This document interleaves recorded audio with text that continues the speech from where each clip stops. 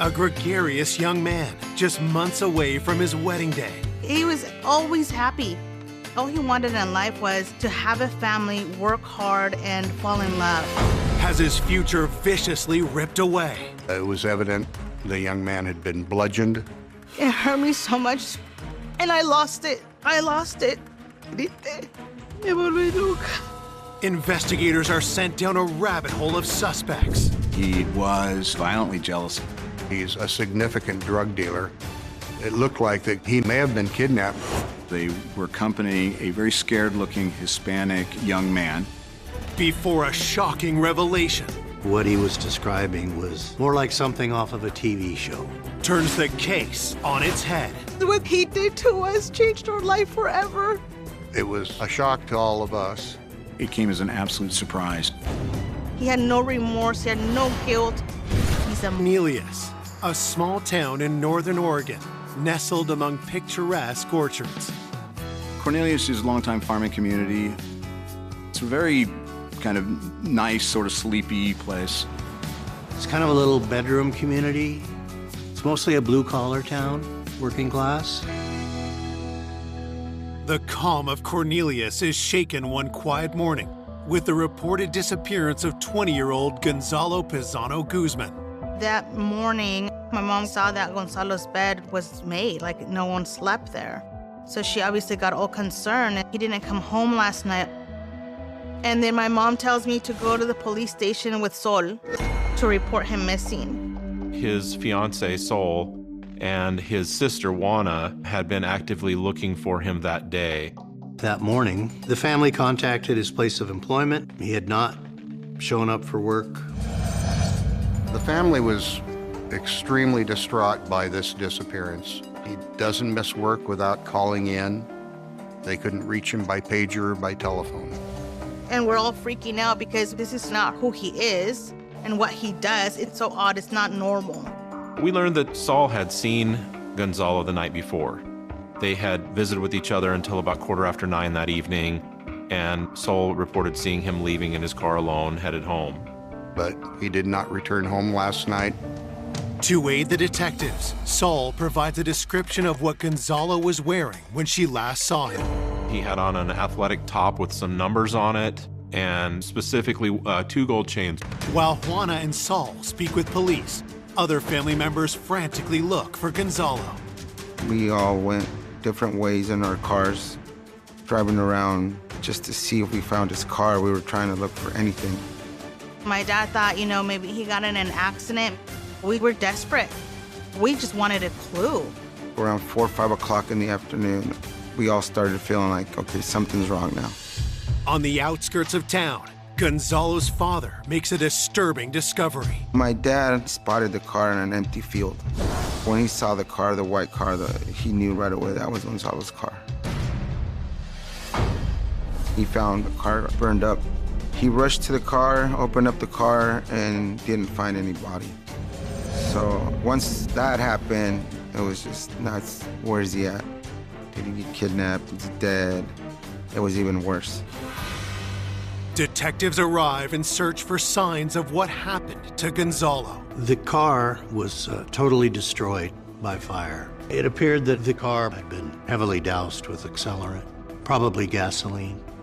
Somebody was clearly trying to cover up evidence from inside that vehicle. There was no evidence of any body.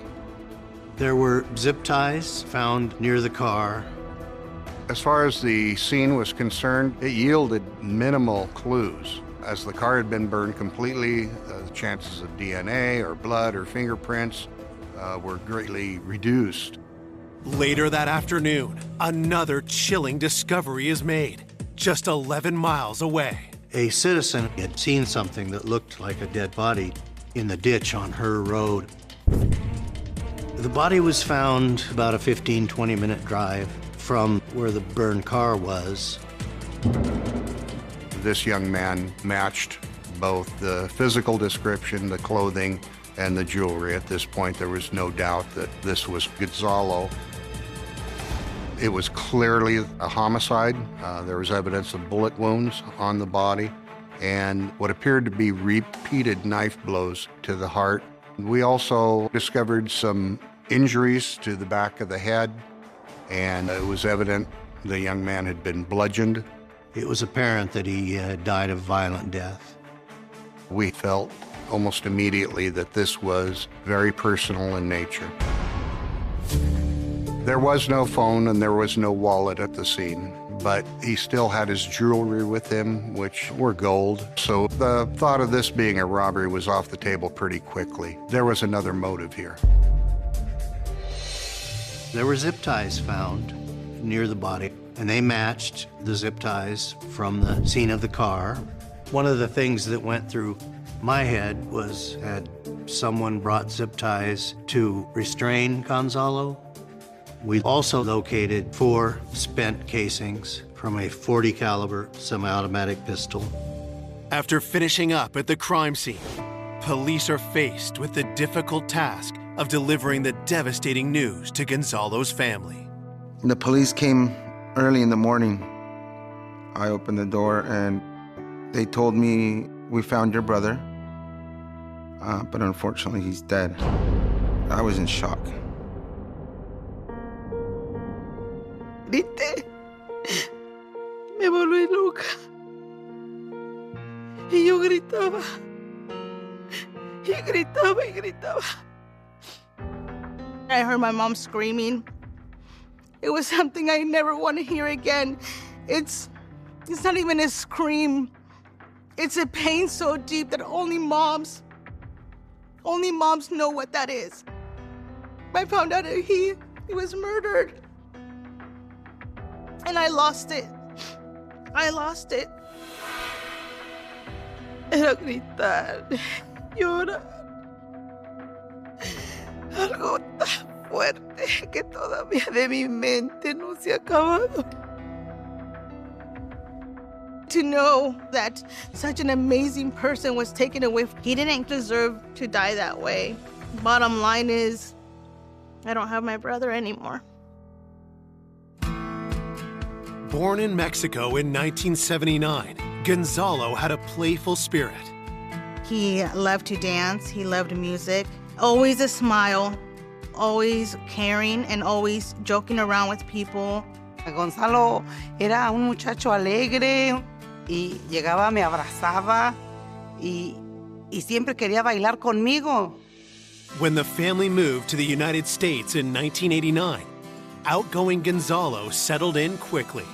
He was very charming. He was really good looking. He was popular with the girls. So he was always asked to be in quinceañeras, which is a traditional, party for us Mexicans when you turn 15. In 1998, Gonzalo met Marisol Mora at a party, and the teenagers quickly fell in love. De que estaba muy enamorado de Marisol. Marisol era el amor de su vida de Gonzalo. Era todo para él. Todo. It was that genuine love and happiness. There was a light in him. He was a completely different person, a happy, full person. All he wanted in life was to have a family, work hard, and fall in love. After a whirlwind romance, Gonzalo proposed to Marisol. So the wedding was set to be in September. That was just a couple of months after he was murdered. We have a big family, so it was going to be a big deal. But instead of a wedding, Gonzalo's loved ones are left heartbroken and grieving. While his family plans a funeral, detectives are digging into the work of this homicide case. This case was puzzling. There really didn't seem to be a strong motive as to why this young man was murdered. Everything was going good in his life. He was responsible. He wasn't involved in gangs. He's just very well liked, very upbeat, and just a trustworthy young man. It was really difficult. There were still so many unanswered questions, and we had no definitive leads as to who would have caused this or who we were looking for. The fact that there was still a killer out there, to me, it was very ominous. This is very grim. We needed to really look into who was responsible for this. Coming up, investigators uncover a menacing grudge. He held an extreme dislike for Gonzalo. He was determined to have Gonzalo killed. The knife wounds directed at the heart did speak of extreme animosity. And leads them to discover a web of alarming secrets and lies. She wasn't in love with Gonzalo, and he wasn't in love with her. She admitted it was all a lie. He saw skinheads in the vehicle. And that's when we really started to think something was wrong. Before the truth blindsides everyone. I was like in shock. It was so senseless. It was so senseless. Police are investigating the vicious murder of 20-year-old Gonzalo Pizano Guzman. Wanting more details about his last known movements, detectives speak to his fiancée, Sol. She described in detail how Gonzalo had come to her house on the night of the 6th, that they sat out front on the porch. They were discussing their plans for the upcoming wedding and going over a guest list. She stated that following the conversation that he left around 9 o'clock. She stated while they were sitting on the porch that her cousin Jaime and a friend Eddie were playing in the garage of the house, apparently shooting baskets. That led us to believe that these two young fellows may have been the last known persons to see Gonzalo alive. So it was important that we interview them. Investigators bring Jaime and Eddie into the sheriff's office. During the interview, both stated that they had to get to work that night and approached Gonzalo as he was getting in his car and asked if they could get a ride. They were running late for work. They worked on a janitorial crew run by Saul's brother, Raphael. They had to be at work in Hillsboro at the Hawthorne Farms Fitness Center at 10 o'clock. They said Raphael picked them up and took them to work at the athletic club, and that eventually they got off at about 4:30 in the morning. The fact that they both gave the same statement actually provided themselves an alibi. They did not offer any conflict that they had with Gonzalo. They indicated that they had no reason to hurt him. To corroborate Jaime and Eddie's alibi, police speak to their boss, Saul's brother, Raphael. We interviewed him at his house. He was very cooperative, very smooth, very polite, had his own business, a young entrepreneur. Raphael was an incredibly self-possessed 19-year-old. He had created a janitorial service. Although he was very young, had a very good contract, had his own cleaning company, and appeared to be very successful. Detectives ask him to confirm Jaime and Eddie's story. He confirmed that he had picked them up at Eddie's house and drove them to work.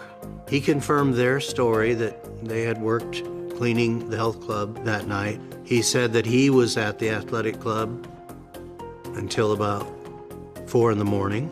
So Raphael, in effect, corroborates Eddie and Jaime's version of events on the night of the 6th. So we kind of set them aside. With Jaime and Eddie alibied, investigators turned to the autopsy report, hoping to find new leads. It became very apparent just how violently he had died. The medical examiner did find 3 blunt force blows to his skull. The autopsy also showed that he had been shot 5 times. And then he had also been stabbed 5 times, very brutally, in the area of the heart. The close cluster of the knife wounds directed at the heart did speak of extreme animosity, some violent emotion.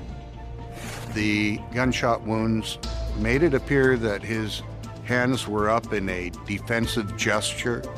Gonzalo was likely pleading for some measure of mercy, and ultimately, none was to be had. The autopsy report also determines that Gonzalo's death occurred around 10 p.m. With the findings in hand, investigators now turn to Gonzalo's workplace, searching for possible suspects. We interviewed his supervisor. Gonzalo's boss described him as reliable, steady worker, punctual. As detectives dig deeper, they learn about a startling new side to Gonzalo. It appeared that he had a relationship with one of the security guards that worked there. Gonzalo's boss did tell us there may have been some possible involvement between the security guard, Bobette, and Gonzalo. So we needed to look into it. We needed to interview her. Police bring Bobette, Gonzalo's alleged girlfriend, in for questioning. She was very upset about his death. She was very emotional, very distraught about finding out that Gonzalo had been murdered, and ultimately disclosed that, in fact, she had had a very intimate relationship with Gonzalo for a couple months. But she made it very clear she wasn't in love with Gonzalo, and he wasn't in love with her. Bobette described her relationship with Gonzalo as kind of a fling. It was kept secret. She understood that he was engaged to be married, but it crossed our minds that maybe Bobette's feelings were stronger than she let on. Maybe she did not want this wedding to go forward. The wedding was planned for September, only a few months away. Police asked Gonzalo's coworker about her movements on the day of the murder. Bobette had been at several different locations that day, running errands, and she had receipts to support that. So she was ruled out as a suspect. But while Bobette's cleared of suspicion, she hands detectives a crucial tip. Bobette mentioned an ex-boyfriend named Oscar Rodriguez. She told us Oscar was quite jealous. He was extraordinarily jealous, apparently had been violently jealous in the past. About 4 days before the murder, Oscar had found out about her relationship with Gonzalo. He became infuriated and began accusing her of cheating on him. That could be a motive for Gonzalo's murder, so Oscar became a lead suspect. Only 2 days into the investigation of the vicious murder of Gonzalo Pizano Guzman, police discover he was involved with his coworker, Bobette. Now she's pointed the finger at her jealous ex, Oscar Rodriguez. She speculated that maybe he had something to do with it. We looked into him. He had a criminal history. He'd been pretty extensively involved in gangs at that point in his life, and he was well known to the local police. Very much an impulsive young man that was also involved in drug activity and drug use. Bobette told us that this was a relationship she had to escape from. She personally felt threatened by his presence and his behavior. And she was very worried that perhaps he was the one that took some action towards Gonzalo. Investigators uncover a troubling detail about Oscar's life. It was discovered that Oscar Rodriguez's mother lived right next door to the victim's family.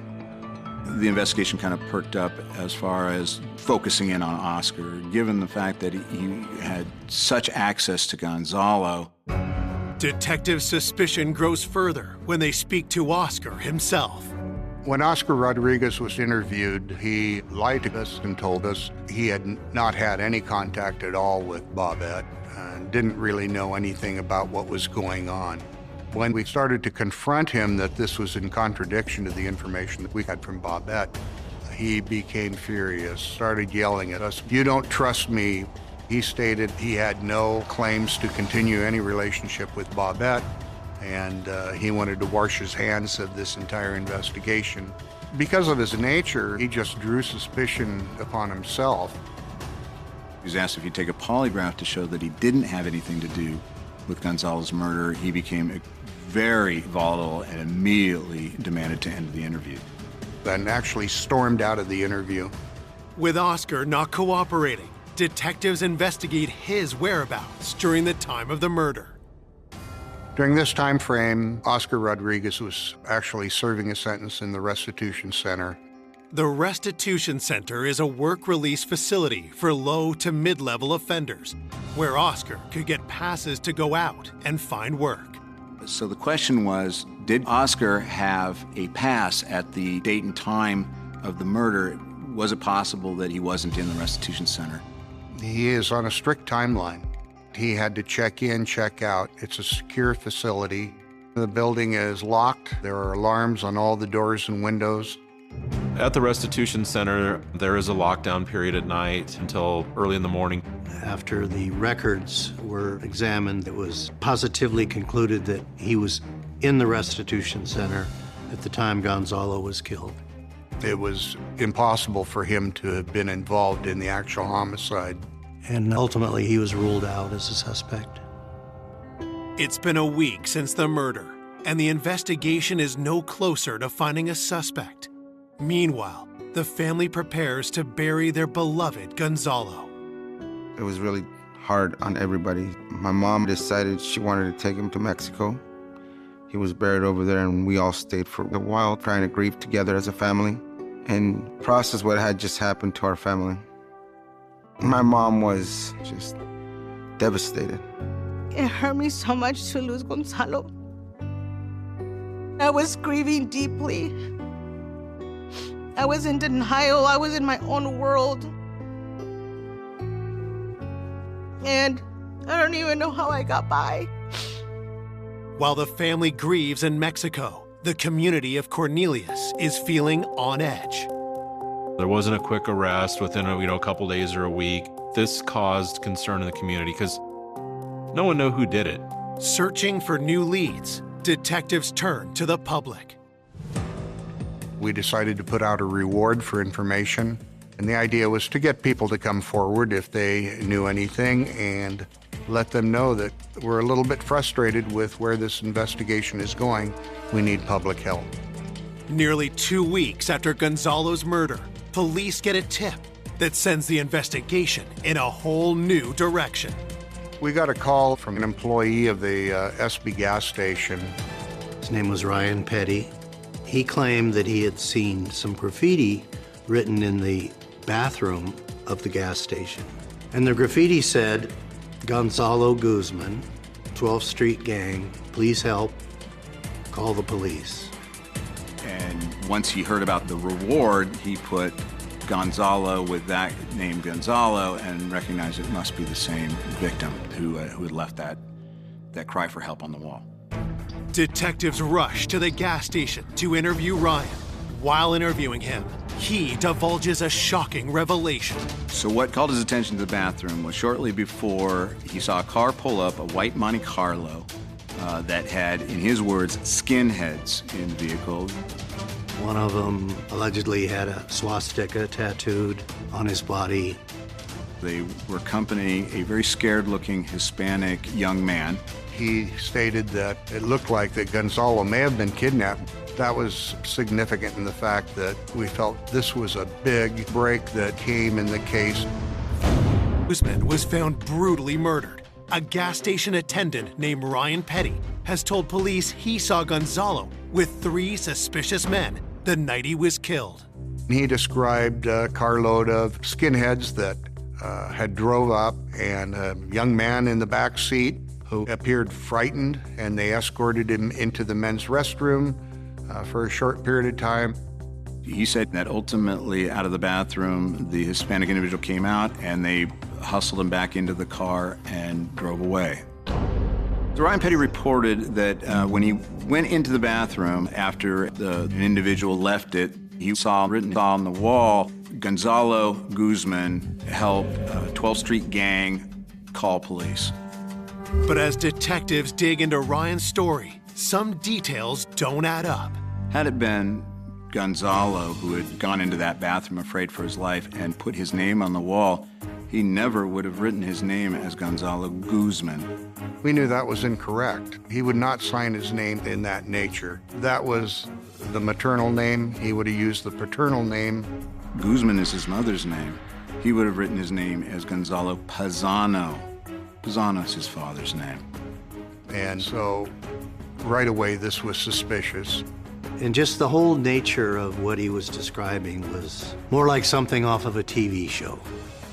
The skinheads, the swastika. It just didn't ring true. And so it was suspected that he was trying to come forward for the reward. We looked through the videotape from the SB station during the period of time this employee stated that car had gone by. There was nothing in that videotape that corroborated anything he had told us. No white Monte Carlo, no individuals who could be characterized as skinheads. More importantly, no individual who was a scared Hispanic person being escorted to the bathroom. The examination of the surveillance video at the gas station contradicted Ryan Petty's version of events. And also, one of the issues was he didn't report this right away. When police check Ryan's record, they find more troubling news. He had a pretty checkered past. He was no stranger to the criminal justice system. Some of his arrests were for crimes that would cause you to doubt his honesty. In my mind, we ruled it out as pure fabrication. It just was too cute, too stereotypical. The mistake with the Spanish surname, I didn't buy it. With another lead exhausted, investigators face a daunting realization. We reached a point where we were getting nowhere. Leads weren't panning out. Having no significant suspect is very depressing. Really, if you don't solve these cases early on, the longer they go, the likelihood that you're actually going to be able to solve them becomes less and less.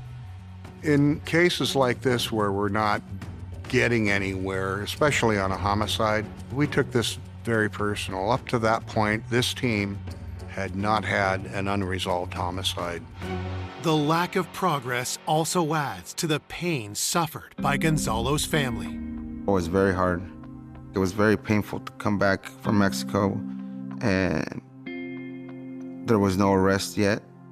Fue algo fuerte para mí, mucho dolor. Tenía mucho coraje y mucho odio en mi corazón. Everything was very silent, and we were getting very, very impatient. My mom was getting very impatient with the detectives, and all they told us is to please trust them. So we put our life in their hands. 2 more months pass without an arrest.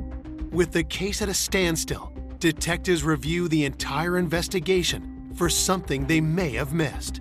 It can be very frustrating when you reach that point where you've kind of hit the wall, but you just have to resolve to redouble your efforts and to keep digging, keep pushing. It was time to go back and look over everybody one more time. We knew that Eddie and Jaime were the last people to see Gonzalo at Saul's house the night of the murder. Even though they'd been interviewed and gave a pretty good account of their activity that night, their boss, Raphael, provided an alibi for them. We wanted to be sure. So at this stage is when we asked them to take a polygraph. But when we began to ask them to take a polygraph, they started dodging and weaving. For some reason, they began to balk, and this threw a red flag as to why they weren't coming forward. Again, these are the last 2 people to see Gonzalo alive. And now they're getting cold feet about taking a polygraph exam. And that's when we really started to think something was wrong. Detectives keep the pressure on Jaime and Eddie, and on September 14th, Eddie comes in for his polygraph. The polygrapher was hooking Eddie up, attaching these leads to him to measure his response. And he doesn't even get to the questions. And Eddie says, "Okay, I'll tell you what happened." And he immediately makes it clear that he wants to tell everything that happened. In police parlance, he spilled it. Detectives are re-interviewing witnesses, hoping for a break. Now, Eddie, one of the last people to see Gonzalo alive, has told police he knows more than he's let on. He gave a detailed, recorded statement about what happened on the night of the murder. As he talks to investigators, Eddie drops a bombshell. He disclosed that he had actually been approached by his boss, Raphael, who is Saul's brother, to coordinate delivering Gonzalo to the Forest Hills Country Club parking lot. Eddie told us that it had all been planned out by Raphael. Raphael had enlisted Joe Noble to help with this crime. Joe was Raphael's friend. Eddie went on to tell us that night he and Jaime lured Gonzalo to drive his car to the golf course. And as they pulled up, Joe Noble appeared with a gun in his hand. And as Eddie and Jaime got out of Gonzalo's car, Noble got into the car, pointing the gun at Gonzalo. And also present in the parking lot was Raphael and his white Ford F-150. Gonzalo was driven away by Raphael and Joe, but Eddie claims he has no idea what happened next. He stated that he and Jaime had left the country club and got into their vehicle, left and went home and went to work as usual. Could the brother of Gonzalo's fiancée, Saul, really be behind his brutal murder? It was extremely surprising to suddenly see Rafael Mora as somebody different than this really incredibly self-possessed 19-year-old who started his own business. But according to Eddie, Rafael leads a disturbing double life. Eddie told us that Rafael was a pretty active drug dealer. The nice entrepreneur cover of Rafael was all a lie. He's a significant drug dealer, and it appears orchestrated the kidnapping of Gonzalo with Joe Noble. This completely surprised me. Rafael did appear, at least on the surface, to be legit, and now he's not who we thought he was. It was a shock to all of us. The one thing detectives still need to know is why Rafael would want to kill his future brother-in-law. Up to that point in time, there was nothing to link him. There was no motive that anybody could speak of. Investigators first turned their attention to Joe Noble, suspecting he may have been taking orders from Rafael. Joe Noble was known as a small-time criminal. An informant told us he was very concerned about a .40 caliber pistol he had sold to Joe Noble. And he suspected that this may have been the murder weapon used in the killing of Gonzalo. That's not the last of the informant's revelations. He said that Joe Noble had talked to a female at one of the local bars and had asked her to alibi for him on the particular night in question. We contacted her. She told us that yes, Joe had asked her to say he was with her on the night of the 6th, and most importantly, she said, I wasn't with him. Police bring Joe in for questioning. Joe denied having any involvement whatsoever to the murder. During our interview with Joe, he actually tried to use the alibi, and then when we confronted him with the fact that we'd already talked to her and she said it was all BS, then he stopped talking. Joel stated that he wanted an attorney and didn't want to talk anymore. With nothing concrete to hold Joe, police are forced to release him and turn their attention to Rafael. Investigators learned that Rafael's cleaning business was not all that it was purported to be. He had a contract with the Hawthorne Farms Athletic Club. The manager of the health club was not very impressed with the quality of Rafael's work and the work of his crew. It was really a shoddy operation by all accounts. We considered the fact that the cleaning company may have been a front for Rafael's drug dealing. Rafael told police he was cleaning the gym with Eddie and Jaime the night of Gonzalo's murder, so investigators checked with management in order to corroborate his alibi. The manager of the club said he often couldn't reach him, so we had no idea if he was there or not on the night of the murder. With his alibi falling apart, detectives asked Rafael's sister, Saul, why he might want Gonzalo dead. Saul admitted that Rafael had had a serious talk with her and that it was clear that he was opposed to the wedding, felt she was too young. Rafael did not want Gonzalo marrying Sol. Just did not see Gonzalo as being worthy of marrying into the family. Investigators learned that Rafael would mock Gonzalo for the car he drove. He'd mock him for bringing over a bottle of wine to his parents that was cheap and not any good. Rafael held an extreme dislike for Gonzalo. When accompanied by friends, he would go by Gonzalo's car and talk about keying it or smashing a window out and laughing about it. With the evidence against Rafael stacking up, police are ready to bring him in for an interview. But there's just one setback. He disappeared. At this point, it's become pretty apparent that Rafael's got something to hide. When you put it all together, there was probable cause to arrest him. With a warrant for Rafael's arrest, police initiate a manhunt. He had a girlfriend named Sandy Montez. We found him hiding at his girlfriend's house. He had dyed his hair orange, and it was obvious that he had done it to try to change his identity. On September 28, 2000, Rafael is officially charged with first-degree kidnapping and aggravated murder. I was like in shock. I had so much anger at Rafael. It's an anger I can't explain.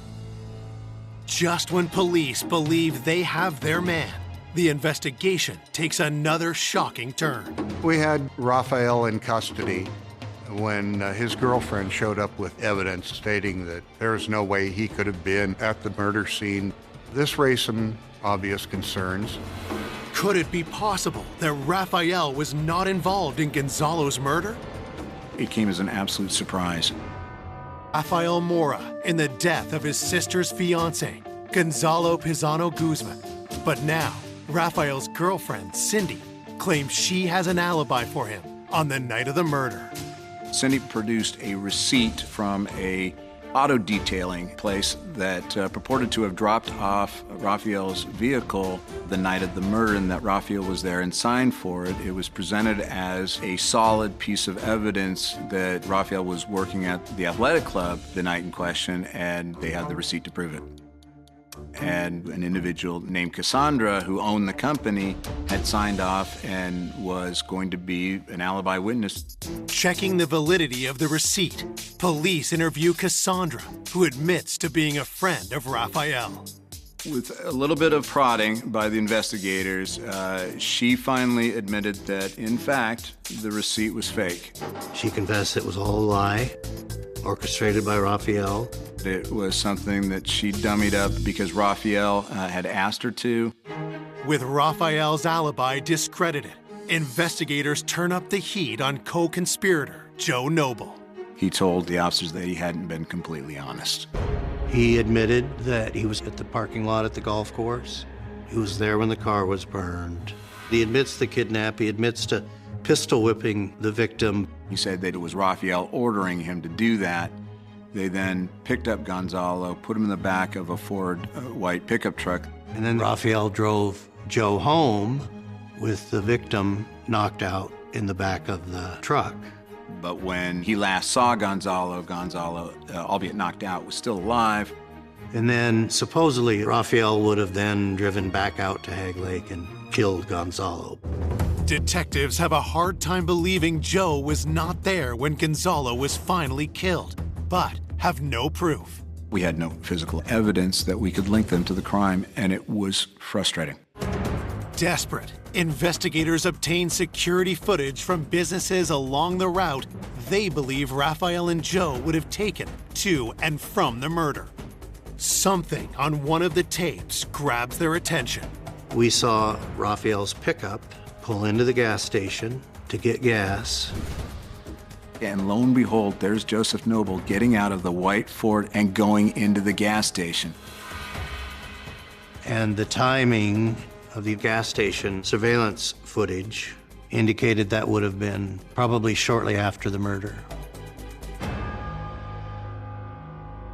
Police also obtain a warrant for Raphael's phone records. Raphael insisted all along that he couldn't have committed the murder because he was miles away cleaning the gym. And lo and behold, at the time of the murder, his phone was not bouncing off the nearest tower to the athletic club. It was bouncing off the nearest tower to Hag Lake, which puts him in the area of the murder. That was huge. I felt ecstatic because I knew in that moment that we had him, and it absolutely conclusively meant that his alibi at the athletic club was false. This was a big moment of actually having some physical evidence. There's a great deal of satisfaction, too, having found the truth. With the new evidence in hand, prosecutors are confident they can secure a conviction. And in 2003, Joe Noble and Raphael Mora are tried together. Both were charged with aggravated murder and with kidnapping in the first degree. At trial, prosecutors present a picture of what they believe happened to Gonzalo the night he was murdered. Raphael did not want him marrying his sister. Raphael was determined to have Gonzalo killed. And so he hatched a plan to get Gonzalo out to the golf course. Lured Gonzalo out there with Eddie and Jaime. After getting out of the car, Gonzalo was beat and pistol whipped and thrown into the back seat of the pickup. Raphael or Joe then set the car on fire and they proceeded to Hag Lake. They drove to an isolated spot. Gonzalo got out of the car. The gun was pointed at him. We believe that he was shot multiple times by Joe,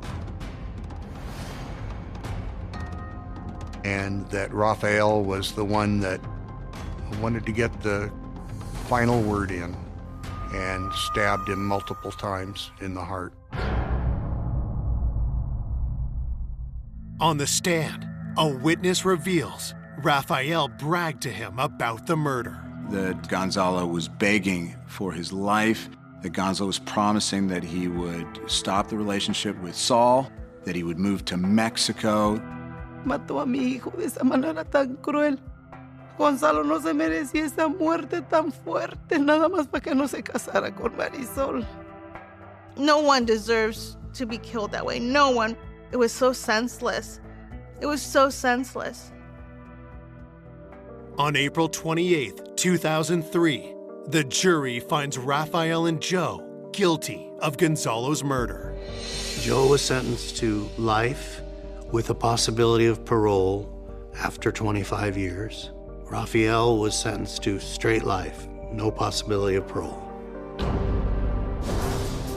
After 5 years in prison, Rafael appeals his conviction, arguing ineffective counsel.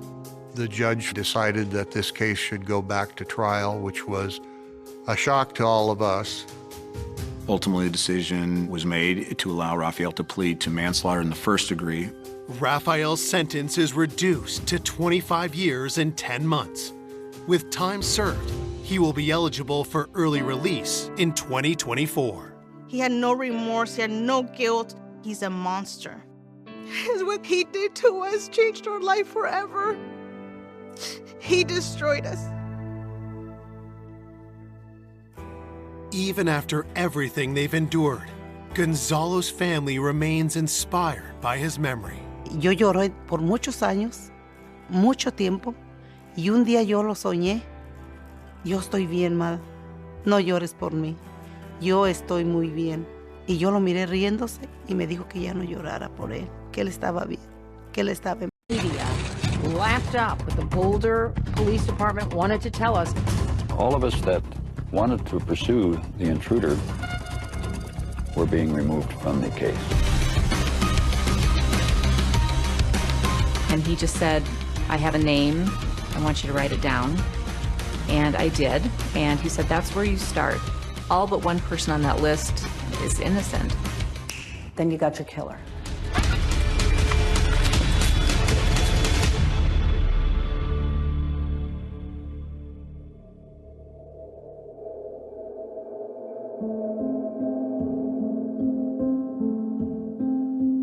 The reason I think it continues to resonate is because we just don't know what happened. She was a spark plug in our family. That's how I looked at her. She kept things alive and going. She was a ball of fire. She was always very caring and spiritual. She could stand on her head. She could hula hoop. She could rollerblade. And she just recently learned how to climb a rock wall. She was a 6-year-old girl, somebody's daughter, somebody's sister, and she was taken from us in a very violent way. I want justice for JonBenet. That's why the case endures. Until the day we die, we'll be looking for the person that murdered our daughter.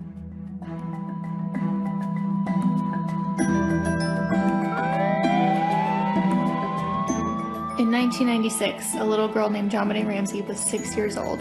She was. Thanks for tuning in. My name is Jessa. And I'm Lexi. And we're sisters. I think there's a new generation who's into the JonBenet Ramsey case, who were her age and were told to stay inside by their parents when she was murdered. I think, yeah, growing up, it scared me a little bit because we were the same age and, same state, and blonde hair, blue eye, it was a little bit scary. I remember thinking that I could not believe that this happened so close to our home. You think that your home is safe, that this place is safe, and you just don't think that it could have happened here, and it did. The murder took place sometime between 10 p.m. on December 25th and 5:30 a.m. on December 26th, 1996. They know a lot about the case. My two girls, they loved their grandfather. Our grandfather was a detective on its perspective. Lou Smith was a really legendary detective from Colorado that was brought in early to investigate the homicide. Once he got a hold of a case, he never let go, and he... Encyclopedia of the JonBenet Ramsey case. My name is Lou Smith. I'm a retired homicide detective from the Colorado Springs Police Department, and I have worked the Ramsey case now for approximately 10 years.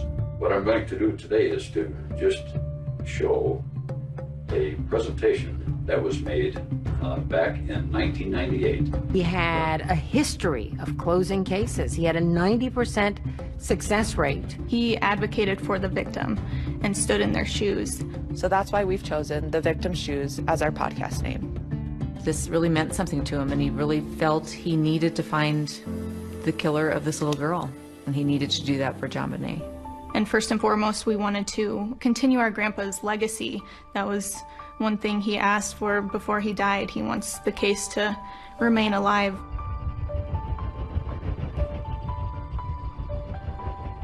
There's a saying here in Colorado that Boulder is 30 square miles of fantasy surrounded by reality. It's very wealthy, it's well-to-do. Boulder looked like something out of a storybook in many ways, especially the neighborhood in which the Ramseys lived. John and Patsy Ramsey lived in a 6,700 square feet Tudor there on 15th Street. What I'd like to do first is to just talk a little bit about the Ramsey family.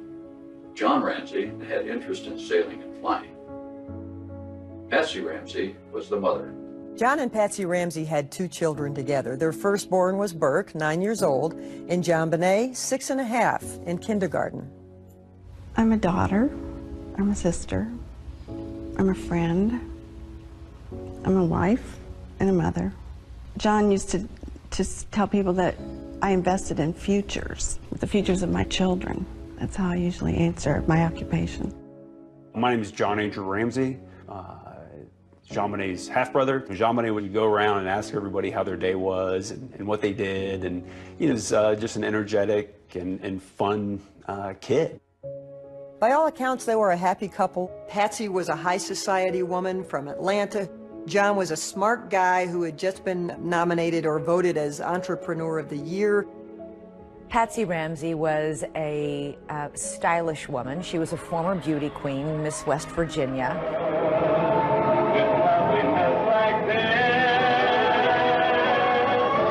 Oh, that is interesting because the case had gained so much attention because JonBenet was in pageants. By the time JonBenet was 4 years old, she was in the pageant system with big hair and lots of makeup.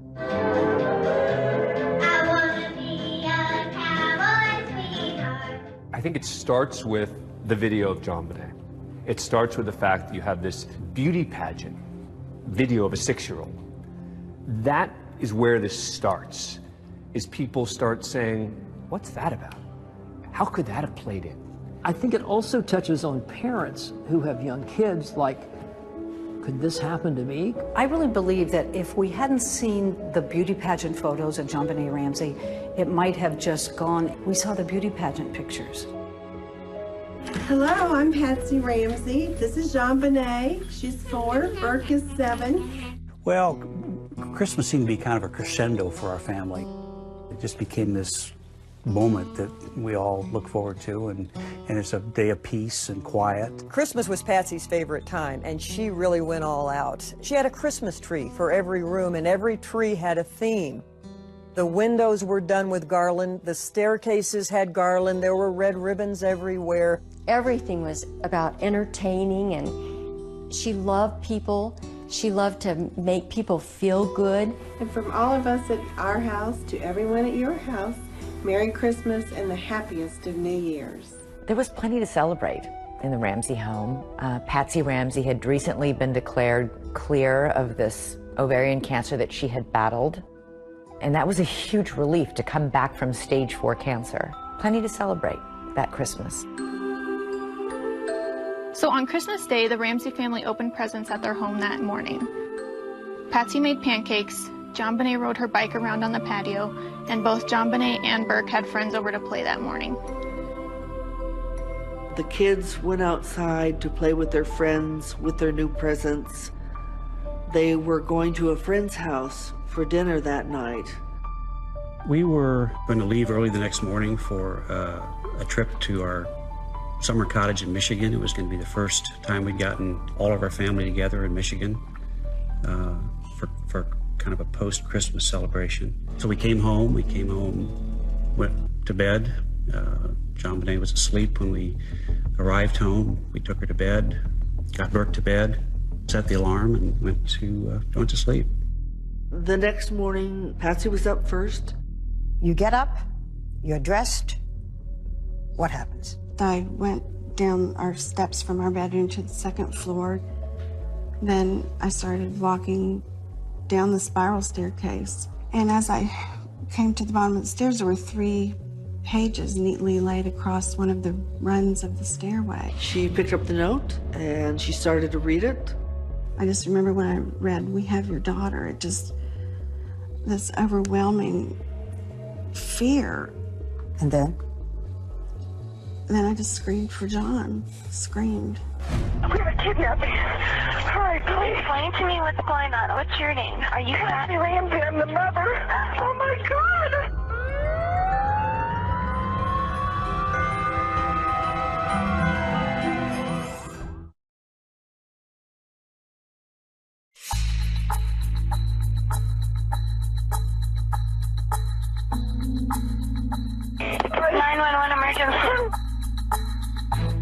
I was the call taker that night shift when the call came in. Police, what's going on? 5515th Street. What's going on there, ma'am? We have a kidnapping. Hurry, please. Explain to me what's going on, okay? There's a note left and our daughter's gone. There's a ransom note here. It's a ransom note? Oh my God! Please. She's hysterical. And she says there's a kidnapping. Please. I'm sending an officer over, okay? Please. Do you know how long she's been gone? No, I don't. Please, we just got out. Is she right here? Oh my God, please. The note said, if you do anything, if police come, if FBI come, your daughter will die. You called 911.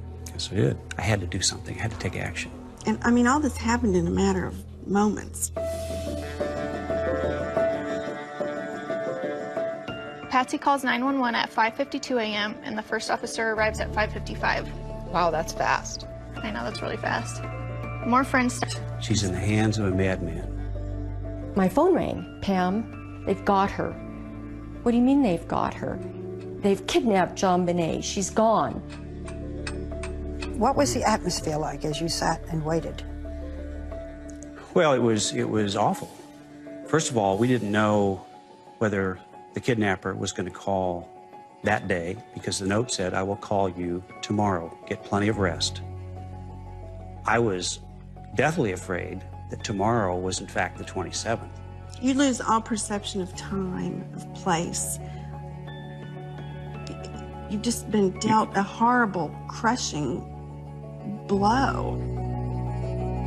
The police came in just before 6 o'clock in the morning on the 26th of December, thinking that we had a missing child. They go into this beautiful house with 18 or so rooms. And they did a cursory search of the residence, and they didn't find anything. The mistakes they made were outrageous, they were mystifying, they were mistake after mistake after mistake. The police did a terrible, terrible job securing that scene. And if you don't secure the scene, you don't get good evidence. People were streaming through that house. They were in the kitchen, they were in the living room. There were some friends of Patsy's that were helping her wipe up the kitchen. There could have been fingerprints there. You had friends that were Windexing the sink and washing dishes. And people were making toast in the kitchen. And yes, a kidnapping is a crime scene, but we were so focused on getting JonBenet back. That was the task. What we have learned is that everyone should have been sequestered into an area so that people weren't roaming around the house. And that was a mistake on my part. The reason I didn't is because these people were the Ramsey's support system. There was no information at all to indicate the family was involved at that point. It was a crime scene, and it was getting contaminated. The note was being passed around and reviewed by all of their friends. Of all of the evidence left behind, that ransom note is the most baffling. Number one, it is too damn long. A ransom says, I have your child, I want $1 million, I'll call you later. This is the infamous ransom note. It begins, Mr. Ramsey, listen carefully. It was 3 pages long, and some people believe that a kidnapper that was truly kidnapping somebody would have written a very direct and to the point ransom note. 3 pages? What was that about? That ransom note was the War and Peace of ransom notes. Who would write a 3-page rambling ransom note other than someone trying to cover their tracks who was in the house? It's the weirdest ransom note I've ever read. You will withdraw $118,000 from your account. $100,000 will be in $100 bills and the remaining $18,000 in $20 bills. You think about this number and how is it relevant? And it's relevant because John Ramsey got a bonus from his company for $118,000. How many people knew that? I'm going to guess not a lot of people. Our grandpa compared the note to some examples that he found in movies. John? And even the note that was written in that particular movie. If we catch you talking to a stray dog, she dies. If you talk to anyone, I don't care if it's a Pekingese pissing against a lamppost, the girl dies. You and your family are under constant scrutiny as well as the authorities. Don't try to grow a brain, John. Do not attempt to grow a brain. Our guy's a real watcher of that particular type of movies. Dan, what does this tell you in terms of evidence? First of all, that someone felt comfortable spending the time writing this long note in the house. And whoever wrote the note is about to go from a kidnapping suspect to a murder suspect.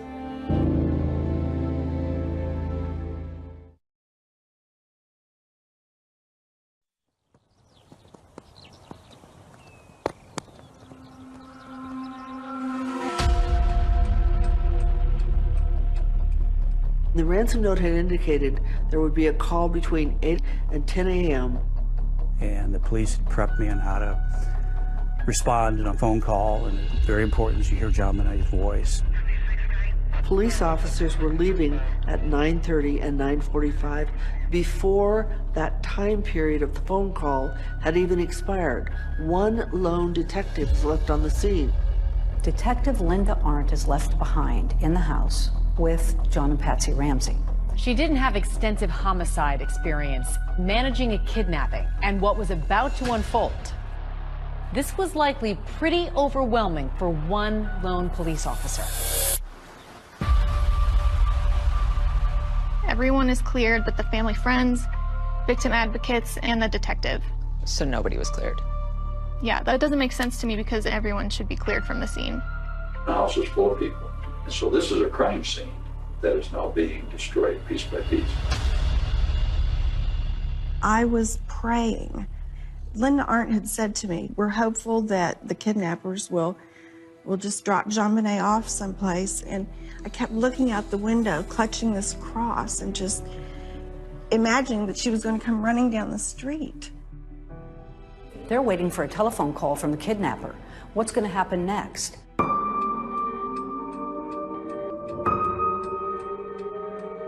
10 o'clock comes and goes, and there's no acknowledgement that the deadline imposed by the author of the ransom note is come and gone.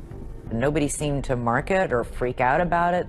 She noticed John Ramsey checking his mail in the kitchen and thought that was odd. Linda Arndt tells the restless John, why don't you look around the house, see if anything is missing or looks strange. Check the house, top to bottom. Small room. I knew instantly what I'd found. I'd found my daughter. Immediately knelt down over her, felt her cheek, took the tape off immediately off her mouth. I tried to untie the cord that was around her arms. I couldn't get the knot untied. Picked her up, and I ran upstairs and laid her on the floor, and still had a hope that she was alive. And I see John Ramsey carrying JonBenet up the last 3 steps from the basement. She looked like this.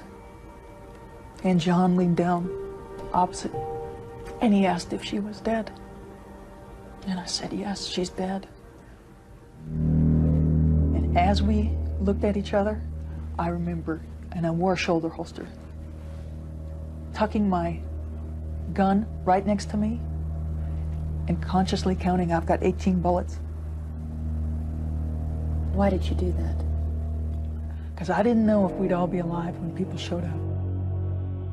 She clearly felt in danger. At that moment, she made it clear that she thought that John Ramsey killed his daughter and that they might kill her.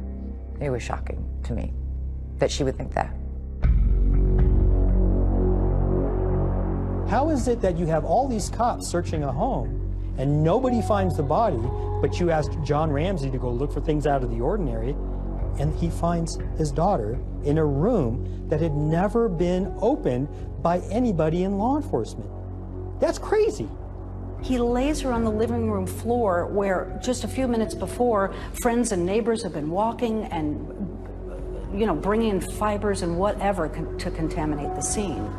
And then the coup de grace. He grabs a blanket, which is full of who knows what kind of contaminants, and throws it over the body. Patsy was being kept out of the room, and I didn't want Patsy to see JonBenet laying there like that. I remember walking in and seeing her lying there in front of the Christmas tree. I knelt down over her and just laid my body on her body and my cheek against her cheek, and it was cold. And Father Raw was there. And he started saying the last rites, I believe. And I just kept saying, no, no, you know, ask God. Ask God to raise her.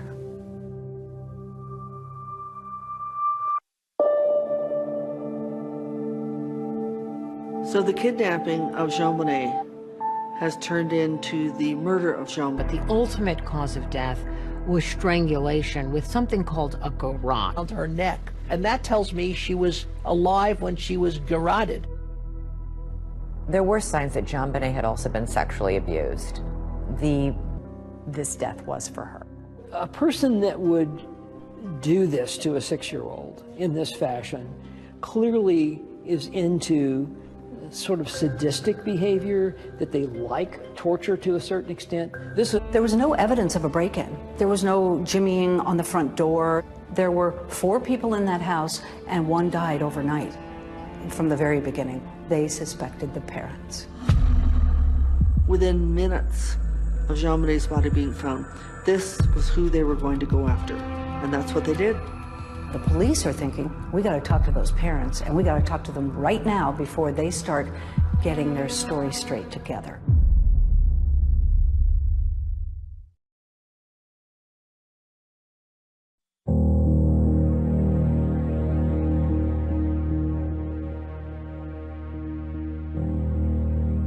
They brought JonBenet's body out past the candy canes that were decorating the front of the house, and there were only like 2 reporters outside to capture that. And then the storm happened.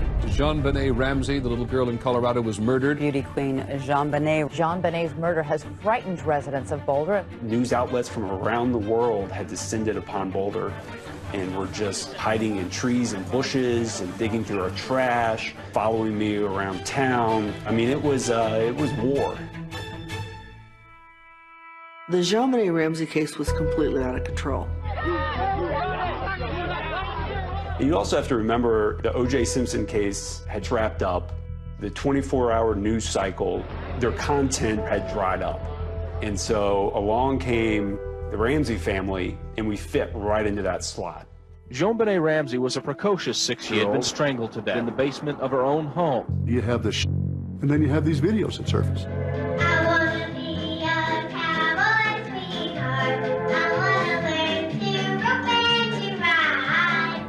of this beautiful young girl. John Benet Ramsey. Dark blonde hair and green eyes. Dancing in her costumes, and those were the first viral videos. She'd like to become an Olympic ice skater. It's part of what turned it into an international circus. Now we have Instagram and we have Snapchat, but back then, this was one of the first moments in time where something truly went viral. This little girl's image was everywhere overnight. The biggest negative factor about John and Patsy Ramsey was that they had allowed their daughter to be in child beauty pageant contests, and people did not like them. As our grandpa stated, this was a brutal, premeditated murder, not just a little doink on the head covered up by perverted staging. It seems unimaginable. Patsy's clothing. And that was very, very important. But there are problems because... For separate interviews, for examination of their body for defensive wounds, for collection of their clothing. That never happened. At this point, they haven't interviewed the mother or father. Not surprisingly, they're still very grief-stricken. They have not been in any kind of condition to be interviewed. A couple of days after he finds his daughter's body in the basement, police speak with John Ramsey, but this is not a formal interrogation. My father, myself, we all marched into that police station, gave blood, we gave hair, we gave fingerprints. The thing that really stuck with me is two detectives hand me their business cards, and one says narcotics officer and the other says auto theft. And I buried my head into my hands because I knew at that point we were in a bad spot. Boulder police didn't have the resources to solve a complex homicide. John interviewed with Boulder police. Patsy's doctor said she was too medicated and unable to get out of bed. The police were faced with lawyers and wealthy friends, people in the community who told the police, please give them room, they're grieving, what's the matter with you? Though the police had spoken to the Ramseys, what they really wanted to do was formally interrogate them. The police are thinking, we got to talk to those parents, and we got to talk to them right now before they start getting their story straight together. Your lawyers advised you then not to submit to police questions. Why not, people say? Wouldn't you have wanted to tell them everything? Well, I don't recall that our lawyers told us that at the time. We said, you know, yeah, we want to keep working with you, but can't you come here? We can't go out. Patsy was in bed. Patsy was barely able to move. We were perfectly willing and anxious to work with the police to find the killer. We had a higher priority at that point, and that was to bury our daughter. The family is flying the body back to Atlanta for burial. On New Year's Eve, JonBenet was laid to rest just outside of Atlanta, Georgia. This service is in loving memory of JonBenet Patricia Ramsey. We flew back to Atlanta to bury JonBenet, Atlanta being our home. Atlanta being where my oldest sister Beth is buried. We give thanks today for JonBenet, for the love that she had for her parents. I want to go back to the funeral. Whatever we do, we're gonna go through it together. We may not get far, but sure as the star, wherever we are, it's together. Wherever we are, it's together. We sang that. She and I sang that together. We'd sing it driving in the car, and we just knew that we would always be together in everything. I wanted my children to know that I was with them through thick and thin, regardless of what happened in life. You know, unconditional love. Oh, look at that. You can go places now. Every murder case that I've ever done, the parents are so grief-stricken, but they sometimes make a nuisance out of themselves at the police department. The Ramseys, literally the day after JonBenet's funeral, sit down for a television interview.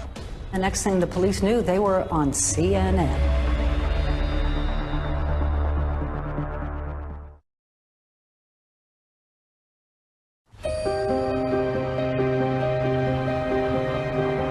The Boulder police don't interrogate the Ramseys, but they remain the main suspects. Many people found the Ramseys' behavior peculiar, suspicious, weird, off balance, and from that thought, they must be guilty. When you realized that you two were the prime suspects, what did you think? What did you feel? What did you say? Well, we were outraged. We were shocked. How could they think that? We were a normal family.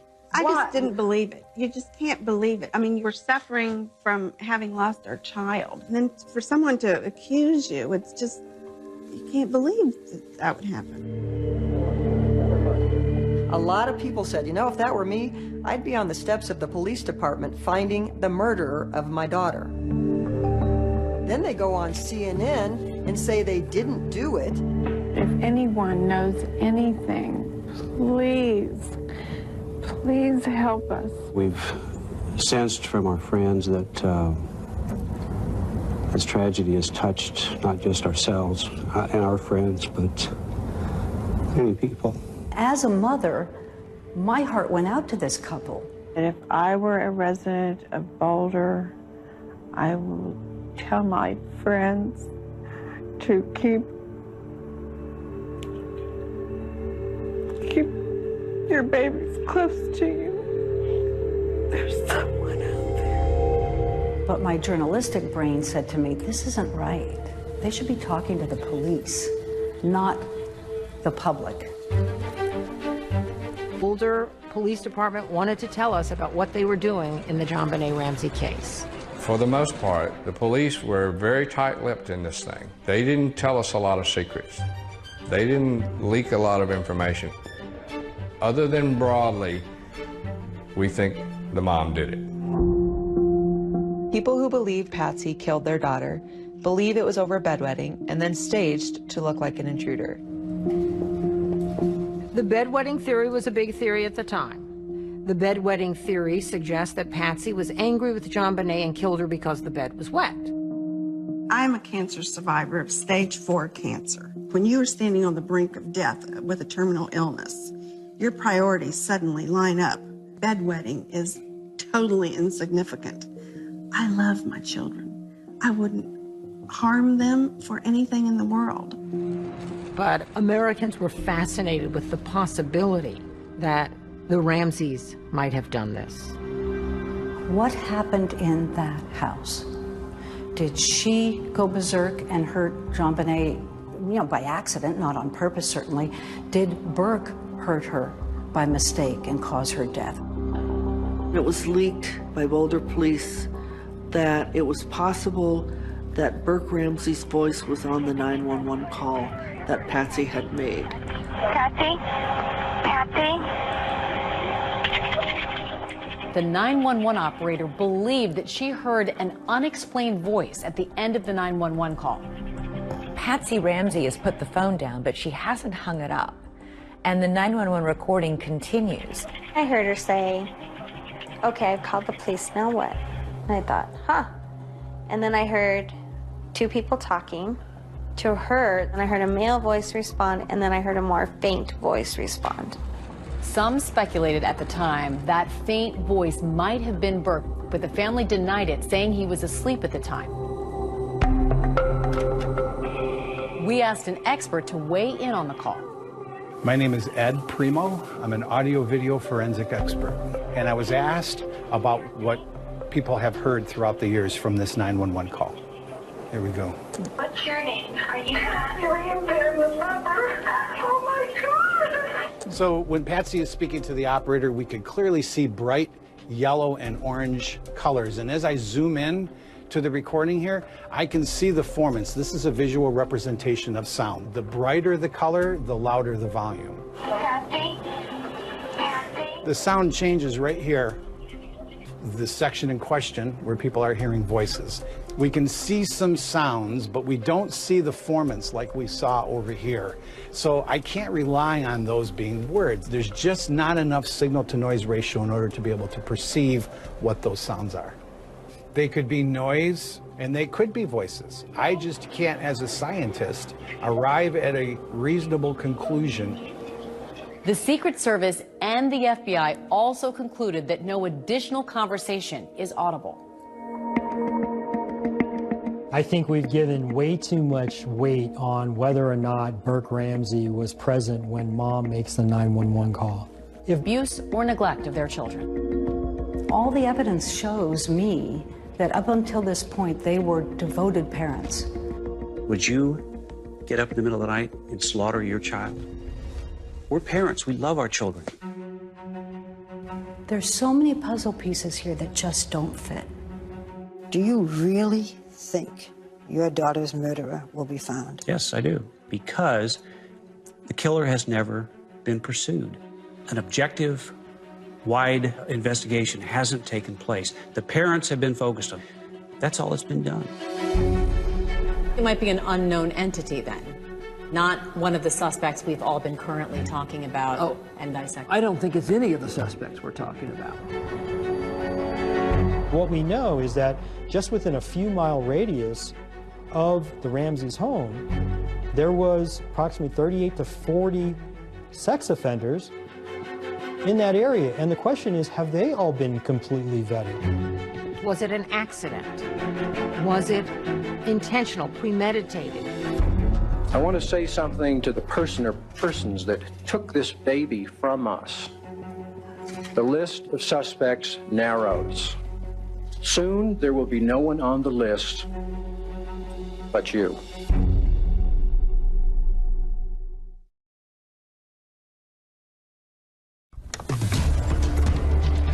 Our killer is John Bonet. How many victims has he had in the past?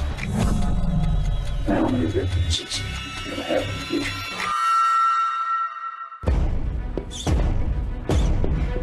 The grand jury couldn't point the finger at one or the other, but they were convinced that it was one of the two of them and that the other one helped.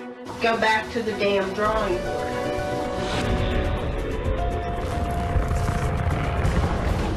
There was a person seen going across the lawn of the Ramsey house. Lou dedicated a big part of his life to finding John Bonet's murderer. Detective Lou Smith was like, whoa. He just said, I have a name on the John Bonet Ramsey case. First officer arrives at 5:55. Wow, that's fast. I know, that's really fast. Lou Smith's family believes that all but one person on that list is innocent. We're in better position today than we've ever been to solve the John Bonet Ramsey case.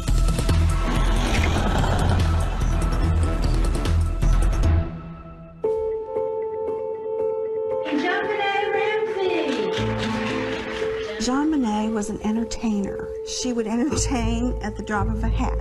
She loved to sing and dance and perform. It was a natural for her.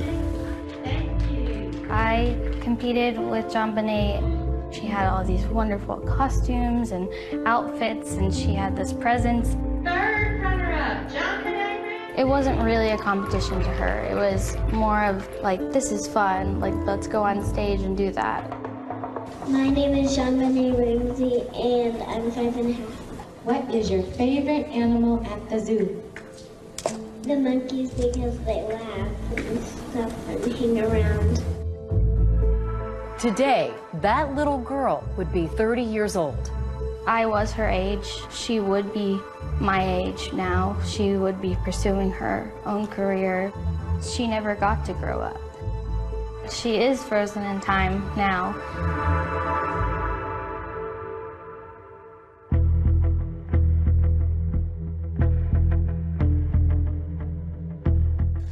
Well, the police were convinced pretty early on that Patsy and/or John were involved. And you had a district attorney's office that was saying, not so fast. And that created enormous tension between the two. Did you hear anything yesterday? I think there are some new developments. Alex Hunter, the district attorney, wanted someone to come in with fresh eyes in this case and look at it from the perspective of a defense attorney. Who might have killed John Bonet as an intruder, not just the parents, but from the outside? Boulder DA Alex Hunter brought Lou Smith out of retirement to help solve the Ramsey case. One of the great challenges is to try to do the case right. And, you know, I think we're making efforts to meet that challenge by involving people like Lou Smith. The legendary investigator, Lou Smith. He had a history of closing cases. He had such tenacity. He was a bulldog. Once he got something in his mind, once he got the reins in his teeth, he was not letting go. Lou Smit was my father. He was just known as, the detective that solved cases. When he got to a murder scene, he spent time dictating everything he saw. Where the sun was in the sky, what the weather conditions were like, what the neighboring houses looked like. Our grandfather was a detective on one of the biggest unsolved murders in our generation. Prior to this case, Lou Smit had investigated over 200 homicide cases that led to arrests and convictions. Lou dedicated a big part of his life to finding JonBenét's murderer. When he started his investigation, he felt like everybody else did, that it was probably one of the two parents. It seemed as though the parents were probably involved in it. I thought this would be a fairly easy case. I thought it would be a slam dunk. And I even remember talking to my daughter. I kind of joked with her, saying that, if somebody did get in the house, it must have been Santa Claus coming down the chimney. It was within a couple of days after my dad started on the investigation, when he had a chance to review pictures, the evidence, that he was already saying, I think that they need to look the other way. He was already noting in his journal that he felt that they needed to look at an intruder. Lou came up with the intruder theory. You can't think about that theory without associating it with Lou Smit. The first thing that stood out to him was an open window in the basement. There was a suitcase propped up against it. He didn't buy the Boulder Police Department's conclusion that no one could get in that basement window. He began to say maybe somebody did get into that house.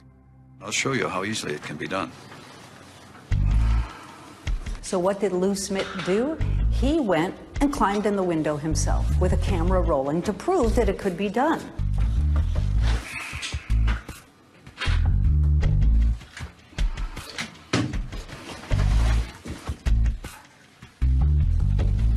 It really wasn't that difficult coming in that window. Maybe. But the other important point is, how soon was this guy's footprint? Some argue the footprint could have been inadvertently left by... Know that things are usually what they seem. Don't make it complicated. There's no reason at all for the Ramseys to use a stun gun. And the Ramseys don't have a stun gun. If it's not a stun gun, what is it? That's the question I always ask. You tell me what it is. So everybody sort of poo-pooed and ridiculed the intruder theory until Lou Smit started to stand up and point out things that everybody else, from the Boulder PD to the general public at large, had overlooked or dismissed. He said, wait a second, we need to look at this again. It actually is possible. It actually is plausible. And in his view of it, it's actually the most likely thing that happened. The police and the district attorney are at odds. The DA is looking at the intruder theory, the police focused on the parents, but both want to get the Ramseys to come in for a formal videotaped interrogation. Go back to the damn drawing board. I didn't do it. Lou Smit thought that the Ramseys were being targeted unfairly. I thought there was something drastically wrong. I had seen evidence of an intruder.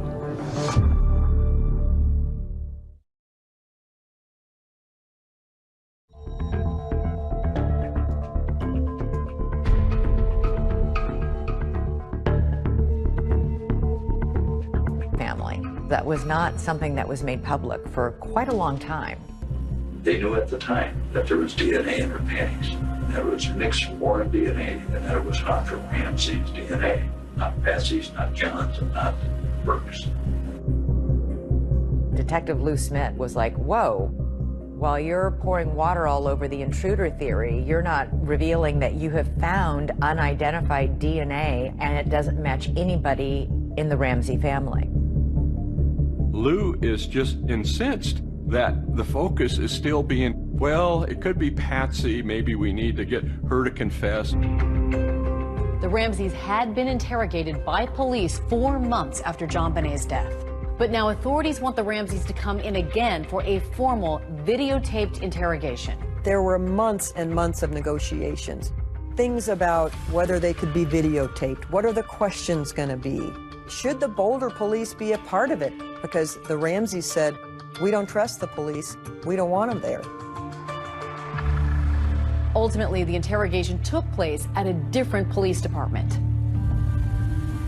And at the end, the Boulder police had to watch it from another building.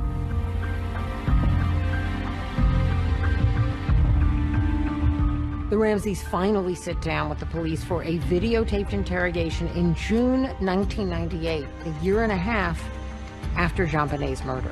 Today is Wednesday, June 24th, 1998. I'm president of the Broomfield Police Department, Tricia Ramsey. Tom Haney, who was one of the most respected homicide detectives out of Denver, was chosen to interview Patsy Ramsey. Patsy Ramsey had a year and a half to prepare. I knew that it was going to be tough to get a spontaneous response. Do you ever recall purchasing black duct tape like this? It seems like there can't be a house in the world that doesn't have duct tape because it repairs everything. Well, I never liked it because it's so gooey. Isn't it gooey? He started out softly and kindly and curious, and then he got pointed with his questions, and that made Patsy angry. If I told you right now that we have, in the process of being examined, trace evidence that appears to link you to the death of JonBenet, what would you tell me? Totally thorough test. How is it impossible? I did not kill my child. I didn't have a thing to do with it. She said it was impossible that we had physical evidence linking her to the crime. I'm talking about scientific evidence. I don't give a flying flip how scientific it is. Go back to the damn drawing board. I didn't do it. John Ramsey didn't do it, and we didn't have a clue of anybody who did do it. I am so taken with her swagger. She just tells them, you know, you think you have some evidence on me? Well, you better look again. We love that child, okay? We're not involved. Read my lips. Let's find out who is. She's very feisty. She's very combative. And that doesn't mean she's guilty, but it doesn't mean she's innocent either. My life has been hell from that day forward. And I can't stand the thought of thinking somebody's out here walking on the street. God knows we might do it again to some other child. You know, quit screwing around asking me about things that are ridiculous. Let's find the person that did this. Lou Smith was assigned to interrogate John Ramsey. When Lou interviewed someone, he pried anything out of people just by being understanding and really listening. Now, John, I know this is touching right back on a very delicate spot. Was this tape wrapped around anywhere, or was it stuck down? It was very firm across her lips. I thought John was much more measured and composed. You don't see the drama. I see a lot of pain in that man. Reached out, flipped the latch, opened the door, immediately what I found. Okay, and you say immediately? There was a white blanket, and I just knew I found her. I think those tapes were so intriguing to watch, but the bottom line is there's nothing there that they could use to say, aha, we've got you. Both John and Patsy deny in the interrogations that anyone in their family killed JonBenet. We want to do what we can to help solve this case for you. My dad's conclusions after that interview were just firmed up his belief that the Ramseys had nothing to do with this murder.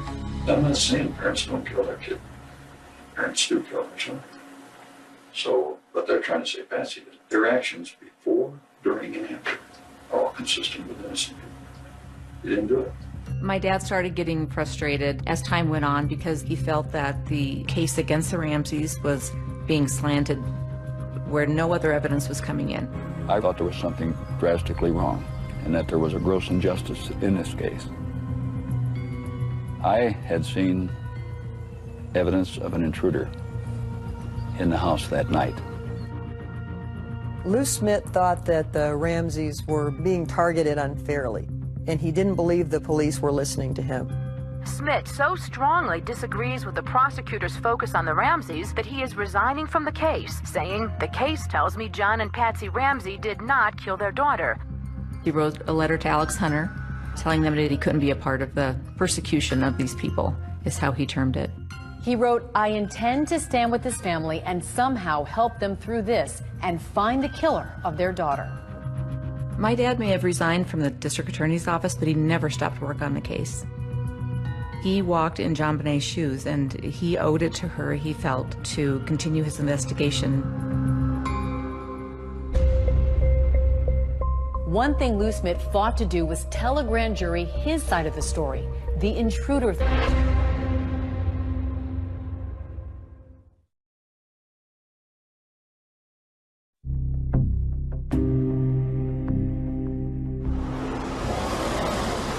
Grand jurors arrived at the Boulder County Justice Center this morning and were escorted into the courthouse by sheriff's deputies. I think Alex Hunter got shamed into calling a grand jury. I mean, he didn't do it until September 1998, almost 2 years later. And I think the media pressure and the pressure from the police department forced him to do it.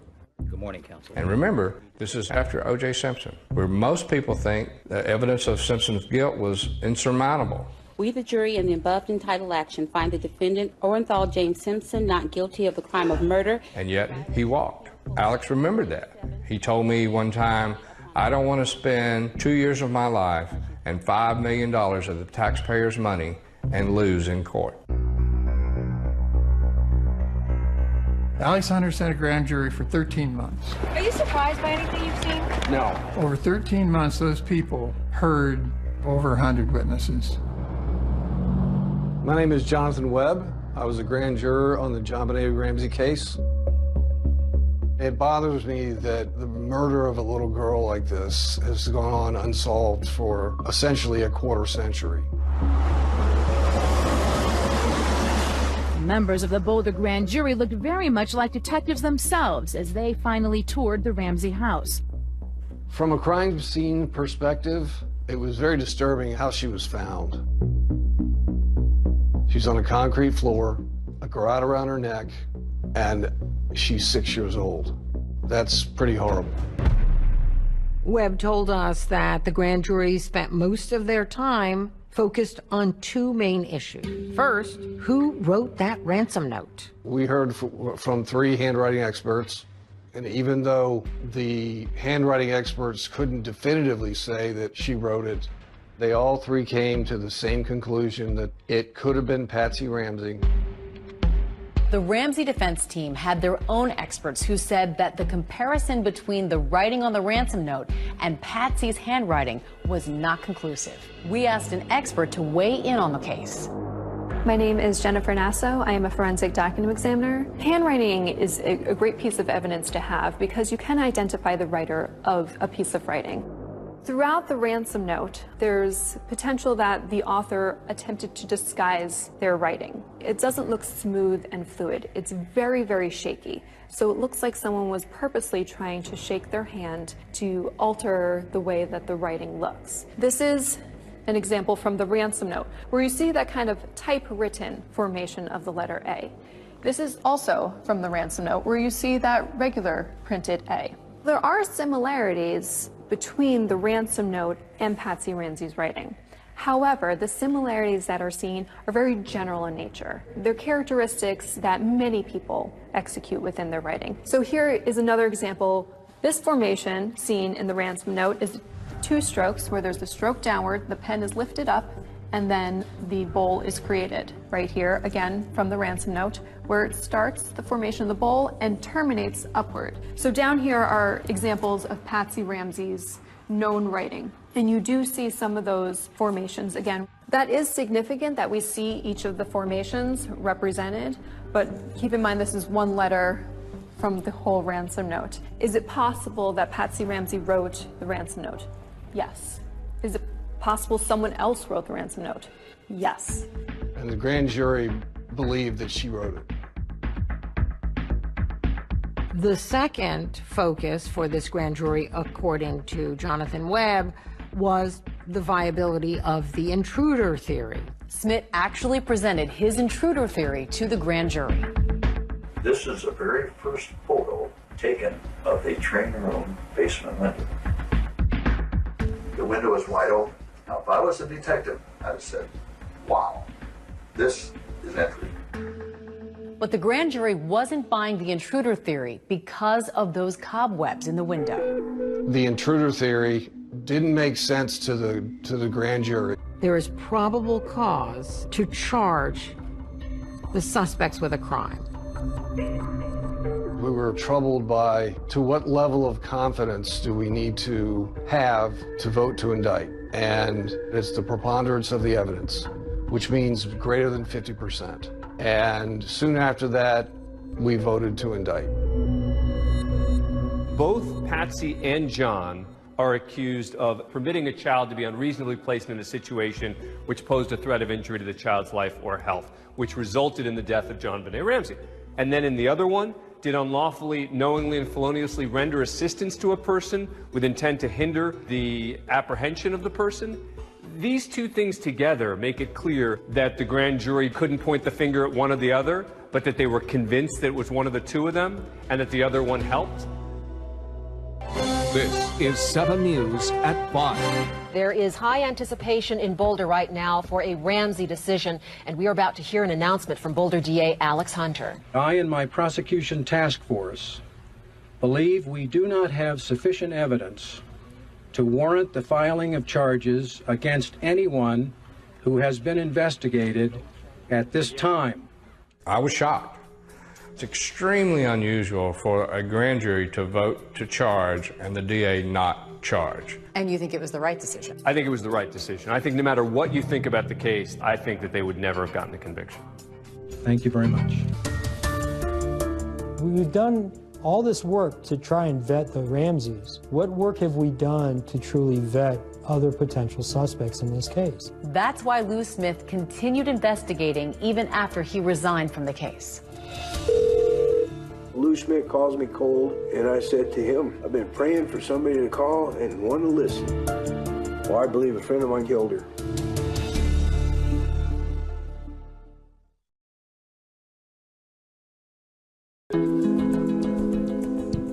But I think what turned this whole case has always been DNA. The killer left behind, I believe, part of his DNA. Over nearly 13 years, Lou took all of the information that he had on this case. In theory, that could be scraped, and they could match that up to my DNA. In 2008, the then district attorney for Boulder, Mary Lacey, decided to do a new round. Now, this new touch DNA uncovered DNA from at least one unknown male in 3 places on JonBenet's body that doesn't match anybody. Basically not going to look at the family any longer. The news broke here at the district attorney's office with this incredible letter to JonBenet's father. DA Mary Lacey wrote John Ramsey, "We do not consider your immediate family, including you, your wife Patsy, and your son Burke, to be under any suspicion in the commission of this crime." John Ramsey appeared on a local newscast. We're certainly grateful for an acknowledgement that we are innocent, that this was an intruder, which of course we've always maintained. Somewhere, somehow, there may be a match to that DNA. Then you got your killer.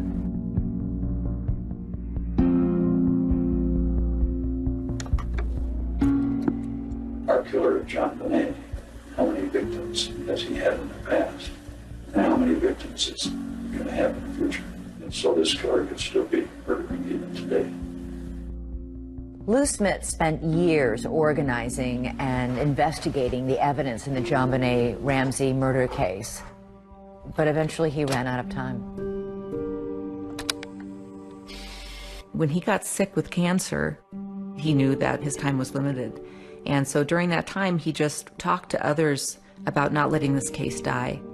He had people coming every single day, 60 to 70, 80 people a day, coming to see him. and they said their goodbyes. And during that time, he would still talk about the case. I remember about the last 3 days, he had slipped into a coma, and the conversations would become one way, you know, and I don't know if you could hear me or not.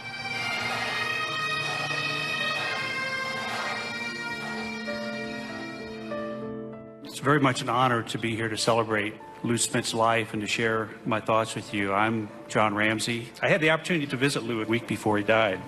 Remarkably, during that time together, Lou talked a lot about the case. He hadn't given up. He never gave up. When Lou Smith died, he passed the torch of the JonBenet Ramsey investigation onto his daughter, Cindy Mara, and she took it. And he just said, I have a name. I want you to write it down. And I did. And he said, that's where you start. You know, we'd be glad to pay that. We don't have that electronic report, so we would need Boulder to send it. After my dad died, you know, a couple of us, our family, and then some of his old homicide partners, we just formed a team. You want to go down to number 2, because that is an in-state one. Yep. What we all share in common is that commitment to fulfill Lou's dying wish that this case doesn't die with him. And I think it's that devotion, that respect, that love for Lou is what keeps our team moving forward. There were a whole host of other possible suspects. This is Bill McReynolds, the local Santa in town. There's no way in the world that I could be involved in the death of this little girl. I adored her. What a perfect suspect. Santa Claus. Wouldn't that have just tied it all up in a nice little bow?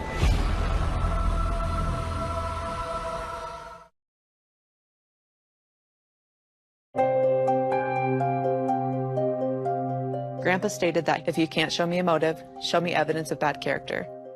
If you can't show me evidence of bad character... He had condensed everything he knew about every person of interest into a spreadsheet.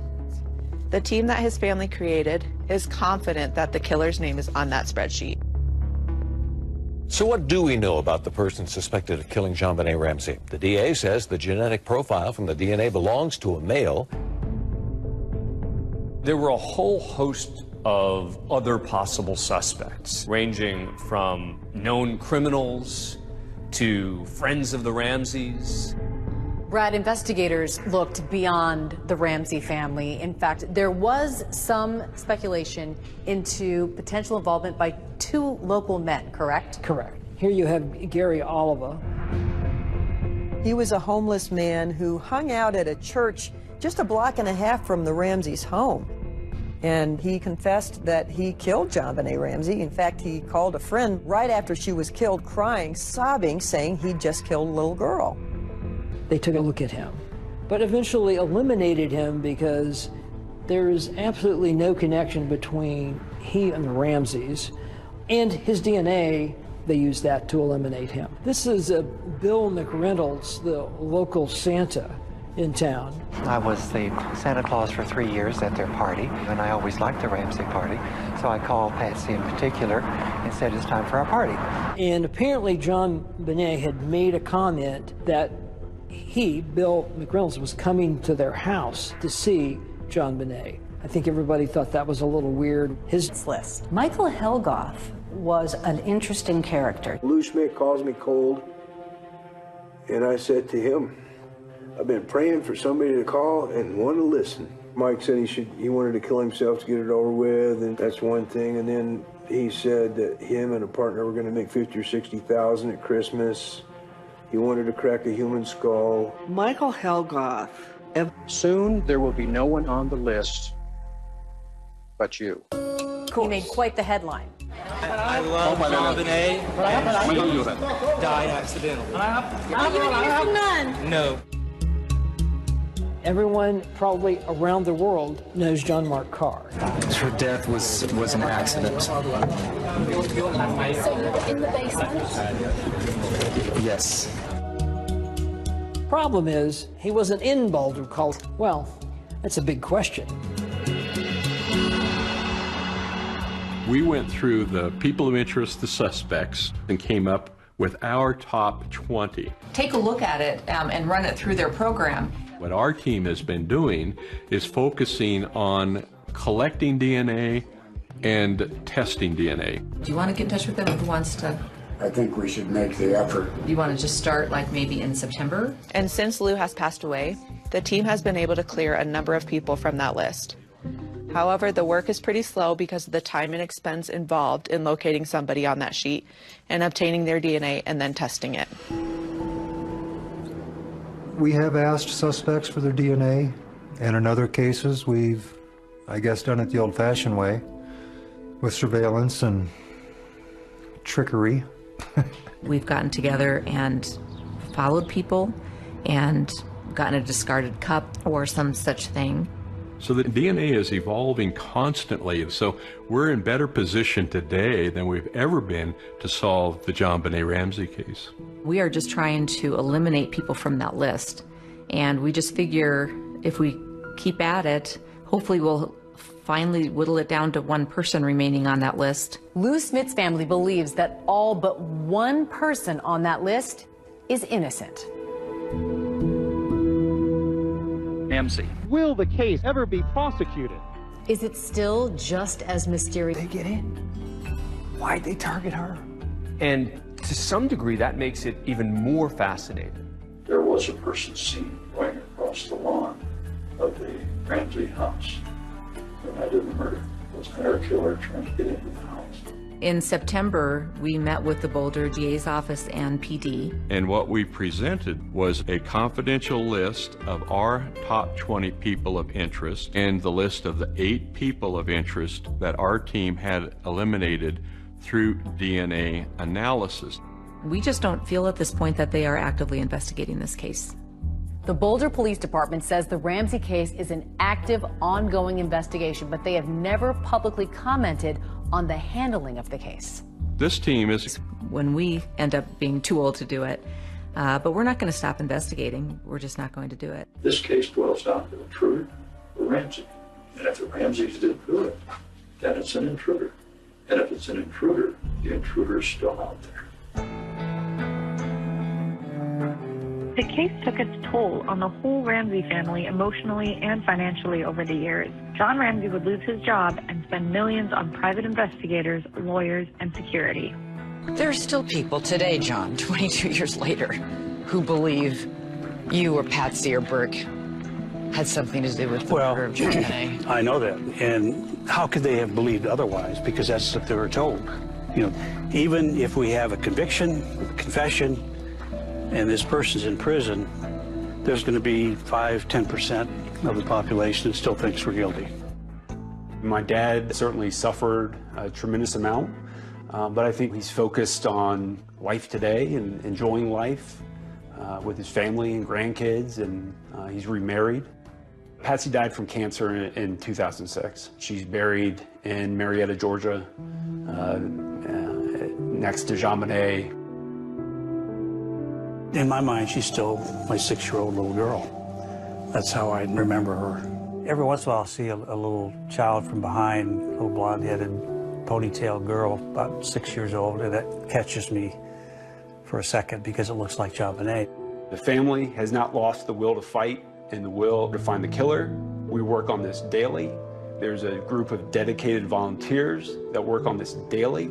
I want the trauma to stop for the family, and if we can find the killer, then the next generation doesn't have to live with that trauma and the unknown and the speculation. The only way to do that is to find out who did it. I think it's really important for people to understand that this case can be solved. There's a narrative out there that this is an unsolved homicide, and we just have to accept that as fact. And that is... He just couldn't believe that he'd lost another son. Just really broke him. When the villagers found out, they were shocked because it's such a quiet, peaceful village. It was a pre-planned and well thought out murder. In April 2003, the Nottingham village of Edwinstowe was shocked by the news that one of its residents had been found dead in the room of a local hotel, with his wrists and his neck elaborately bound. Was this a bondage session gone wrong? Or was it? In the heart of Sherwood Forest is the Nottinghamshire village of Edwinstowe. Legend has it that the village church was where Robin Hood married Maid Marian, and it still retained all of its charm. Edwinstowe's a quiet village. It's a very tight-knit community, lots of very friendly people, people willing to talk to you on the street and help you out when you're in need. On the evening of 25th of April 2003, panicked Edwinstowe resident Carol Croydon contacted her brother-in-law concerned about her missing husband, Philip. I had a phone call from Carol asking me if Phil was with me. I said, no, he's not with me. Why was there a problem? She said he'd gone missing and she didn't know where he was. I was just a little worried because it just wasn't like Phil to do that, you know, to disappear without saying anything to anyone. I left it for probably 15, 20 minutes and thinking, you know, what could have happened, where could he have gone? So I called Phil on his mobile. It went straight to Anne's phone as though his phone was switched off. After that, I rang Carol and said, look, I've tried to contact Phil. His phone's just gone straight to voicemail and, you know, I don't know where he is.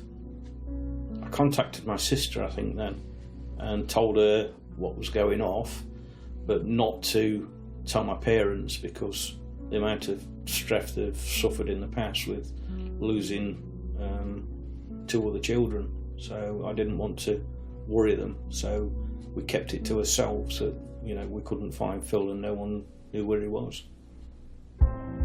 Although he hadn't told his parents, Stephen did share his concerns with his sister.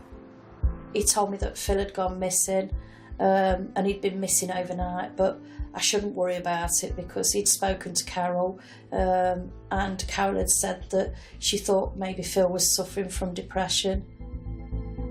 Initially, Carol's assurances did the job of calming the family down, but it didn't last long, and they reported Philip missing to the police before going to bed.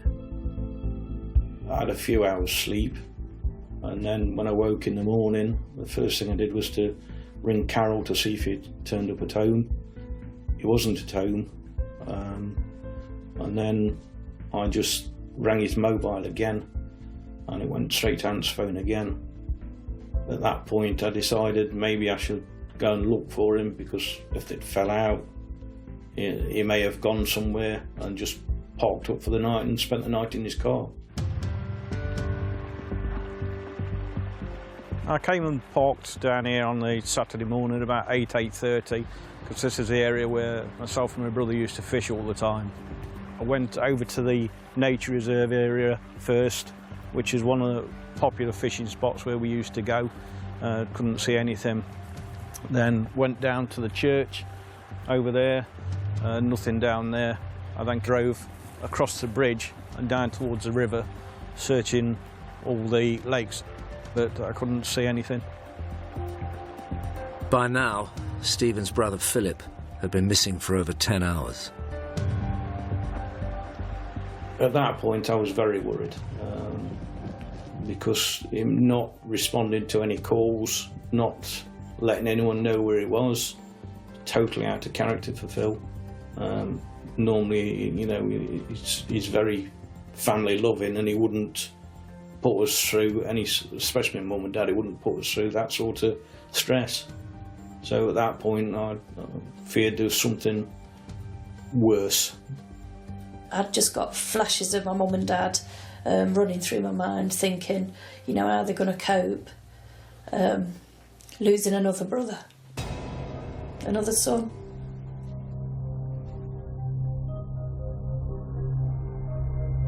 In the early hours of the 26th of April, a shocking discovery was made 36 miles from Edwinstowe. We received a phone call from an employee of a hotel that had found a body in the bedroom of the hotel. Officers arrived at the room in question, and it was immediately apparent that there was blood at the scene, and the man himself had got his hands tied. He'd also got a scarf across his eyes, at the back of his head. It's certainly an unusual set of circumstances. Immediately, police set about organising what they believed to be a crime scene. Police officers took steps to secure the corridor and the room itself so that no one else was allowed anywhere near it. The senior officer called out for the forensic services and the pathologist to attend the scene. Certainly they spent some considerable time there taking samples for fingerprints, DNA, fibres, that sort of thing. It was apparent from the amount of blood around that it was a suspicious incident. We were able to identify the man, Mr. Philip Croydon, and that was from his driving licence. Philip's wife Carol and his family were completely unaware that their worst fears had been realised, but it was the police's job to inform them of the news. When officers told Carol Croydon that her husband had been found dead in a hotel, she was clearly very distressed. She was hysterical at the time. She was really, really distraught. She couldn't understand what he'd been doing in a hotel room, and she wanted answers. Unaware their brother had been found dead, Stephen and Sandra were on their way to Carol's in Edwinstowe to make sure she was okay. I received a call and was on the way up there to say that Phil had been found in a hotel and he was dead. It was such a shock that I kind of panicked a little bit, but it's happened and we've got to go and face and find out what the story is. Stephen and Sandra continued their journey to see their sister-in-law. When we got to the house, Carol was there. She was upset, but probably not as upset as the rest of us. When we walked in the house, there were there were probably 5 or 6 police officers there, because Carol had fed him the information that Phil was depressed. So Steve said, I hope he hasn't committed suicide. Obviously thinking about my mum and dad again, Steve, we need to tell my mum and dad. And so the 2 police liaison officers drove with us up to my mum and dad's house. First went to the parents' address, to Ted and Marg, and the rest of the family were all at their house. I was with a colleague at the time. There was brother and sister, Steve and Sandra. Employed as a family liaison officer, involved with interaction with the victim's family, to interview them about the victim, the lifestyle, the background of that person, and to liaise with them and keep them fully updated with every step of the investigation. My dad knew straight away that something bad was wrong, and I told him that Phil had died. My dad was probably worse than my mum. He was absolutely distraught. He was in bits. Just kept saying, God, why? Just didn't. He couldn't deal with it. I think with losing 2 sons before that, he just couldn't believe that he'd lost another son. So just really broke him. Despite having just received the heartbreaking news about their son, Philip Croydon's parents' thoughts quickly turned to his widow. Carol stopped and spoke to my dad and my mum for a little while, and then made her excuses, saying she had a headache and she wanted to go to bed, and would I help her to get in bed. My dad kissed Carol as she went upstairs to bed, and told her to try and get some rest. The family grieved and tended to a distraught Carol. I went and helped her get undressed and put some pyjamas on and get into her bed, while we all sat downstairs, discussing and kind of guessing what might have happened to Phil. In the hotel, the police investigation was unearthing more details surrounding Philip Croydon's death. The Home Office pathologist arrived at the scene, examined the body of Mr. Croydon, and it became apparent that he received numerous stab wounds to the back of the neck and also to the chest. The ties that had been tied to his wrists and the scarf that had been placed over his head, it was his opinion that these had been placed or tied on after death. They were so tight that there was no discoloration of the wrists or no reaction when they were untied. And in relation to the scarf that had been placed over his head, he suggested that that would have fallen off in an assault. So it was quite clear that this had happened after death. And it was our opinion that whoever had done this had wanted to make it look like a sexually orientated assault. Now police were certain they had a murder case on their hands. And whilst Carol was grieving with the Croydon family, they checked a new potential lead. CCTV footage of the previous night from the hotel cameras was found and examined. It showed Philip Croydon entering the hotel alone at 5:09. What officers were hoping was that it would identify Philip Croydon's killer.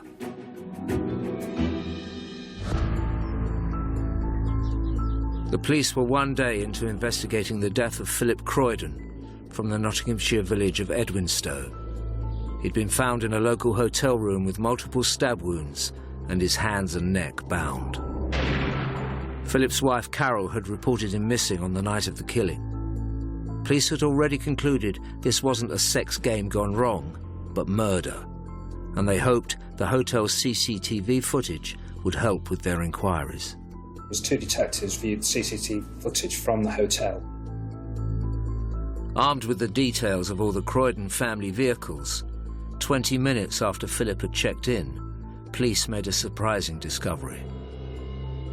Mrs. Croydon's car was seen entering the hotel on the Friday evening, and a lady who got out of the car fitted the description of Mrs. Croydon. That was clearly very irregular to what she'd said to us about where she was the night before and the fact that her husband was out playing cards.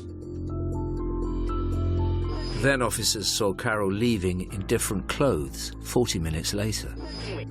The two officers spoke to the senior investigating officer and immediately then went to Edwinstowe, saw Miss Croydon, and she was arrested on suspicion of murder. The family liaison officer, Matt Spradbury, was there to see the reaction to this new turn of events. It was a massive shock to the family that she'd been arrested on suspicion of his murder. I couldn't believe it. I said, look, you've got to be wrong, this can't be right. You've made a mistake. I just couldn't believe that she'd done it. All the police activity outside the Croydon house in Edwinstowe started to attract attention in the village. So the village of Edwinstowe is a very nice, quaint, leafy village, very close to Sherwood Forest. It's a lovely place to live, and for journalists there was a massive interest, and for us we obviously covered it every single day. Carol Croydon was taken to Wigston police station in Leicester to explain how she happened to be checking into the same hotel as the husband she had reported missing. The police obviously looked into her story, and they looked at the CCTV from the hotel, and there was Carol Croydon at the hotel. Apparently she had no knowledge that her husband was there, and she was going to see him, and she was also filmed leaving the hotel. Police could then prove that she did know where he had been. She was obviously aware that officers had got her going into the hotel on CCTV.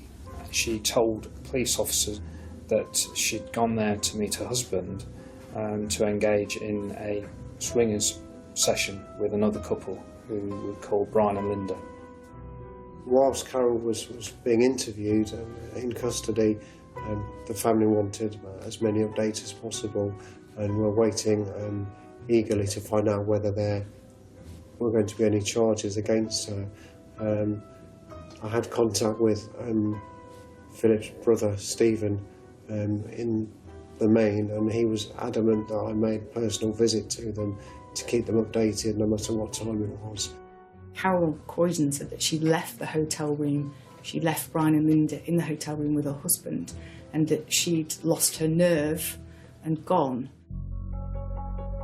This didn't sit right with me at all, because Phil just isn't like that.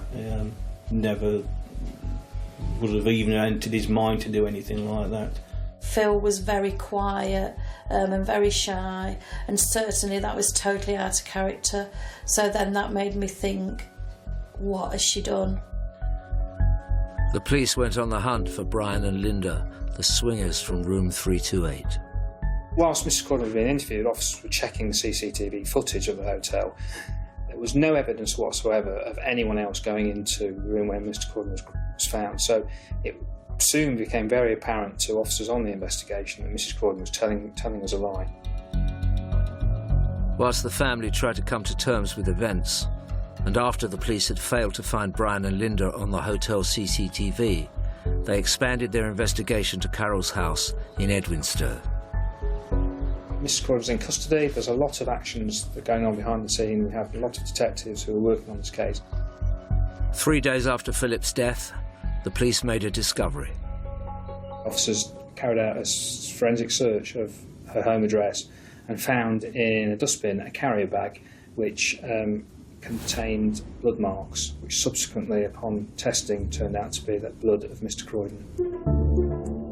The police continued their search, uncovering plane tickets to Dublin for Carol and a male passenger flying 2 days after Philip's death.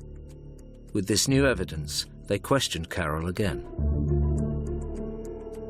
She was asked about a number of contacts that were held in a mobile phone. There was a gentleman in the contacts that she described as being a friend and a shoulder to cry on. However, behind the scenes, officers were making inquiries into the various individuals concerned, and this particular individual, it soon became apparent from what officers found that he was more than just a casual friend, if you like, and possibly somebody that she may have been having some sort of relationship with. It wasn't long before Carol changed her story. When she was further interviewed, she introduced this person to us as somebody that she was having a relationship with. Mrs. Croydon told police officers that her boyfriend had come to the hotel, come into the room, and told her to leave, later meeting up with him in the evening. He then told her that she wouldn't be seeing her husband again. Police acted fast, and Carol's lover was arrested. The following interview, she then actually changed her story and actually said to police officers that her boyfriend burst into the hotel room and stabbed her husband Philip several times, and she actually witnessed him do that.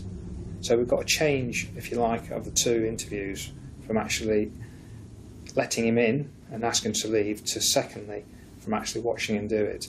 She was asked, how did her boyfriend get into the room? How did he burst into the room? She was unable to answer that. Could it be that Carol is so enmeshed with her lover? Is she wanting to protect him? Is she covering for him? And would that explain why actually the stories so far really haven't been very believable at all? While Carol's lover was in custody, the police were checking out his movements at the time of the murder. We're able to actually eliminate her boyfriend through his mobile phone, which actually put him in a different part of the country, and he couldn't possibly have been anywhere near the incident scene. The police looked into his story very carefully to discount him from the murder, and they proved that it would have been impossible for the lover to get to the hotel in time and leave. They retraced his route very carefully, they timed it, and they made it sure that they could prove that he was not involved. Philip's family continued to be kept informed of events by police. It was like as if Phil had died all over again, because the first story obviously wasn't true. So then she was telling us this. So then it was like putting us through that torture of losing Phil all over again. but in a different way. Once we discovered that her boyfriend could not possibly have been involved with the murder, he was released from custody. We then presented the evidence that we'd got so far to the CPS, who proposed that we charge Mrs. Croydon with murder. After 13 separate interviews and 5 days since Philip Croydon's body was discovered in room 328, his wife Carol was charged with murder. There was sort of a sense of relief there that, you know, we knew what had happened. News of the murder charge against Carol quickly spread through the community. When the villagers found out, they were shocked because it's such a quiet, peaceful village. Everybody were talking about it at that time because it was so unusual. Police started to build a picture of the days leading up to Philip Croydon's death. But to establish murder, they would have to prove Carol had a motive. We made inquiries at Carol Croydon's place of work, and CCTV showed that she left at 2 minutes to 5. She'd actually signed out at 20 past 5. We thought that showed some sort of planning on her behalf to buy herself some 20 minutes of time. With Carol in custody, the police continued with their investigation. We made inquiries at Carol Croydon's place of work, and it became apparent that there was a knife missing, some sort of cheese knife, but we were never able to fully establish the time it went missing. On the morning of the 25th of April 2003, police believed Carol left home for work with a number of neckties and a change of clothes in her possession. Had Carol set out that day with murder on her mind? The case was building, but who knew what was around the corner?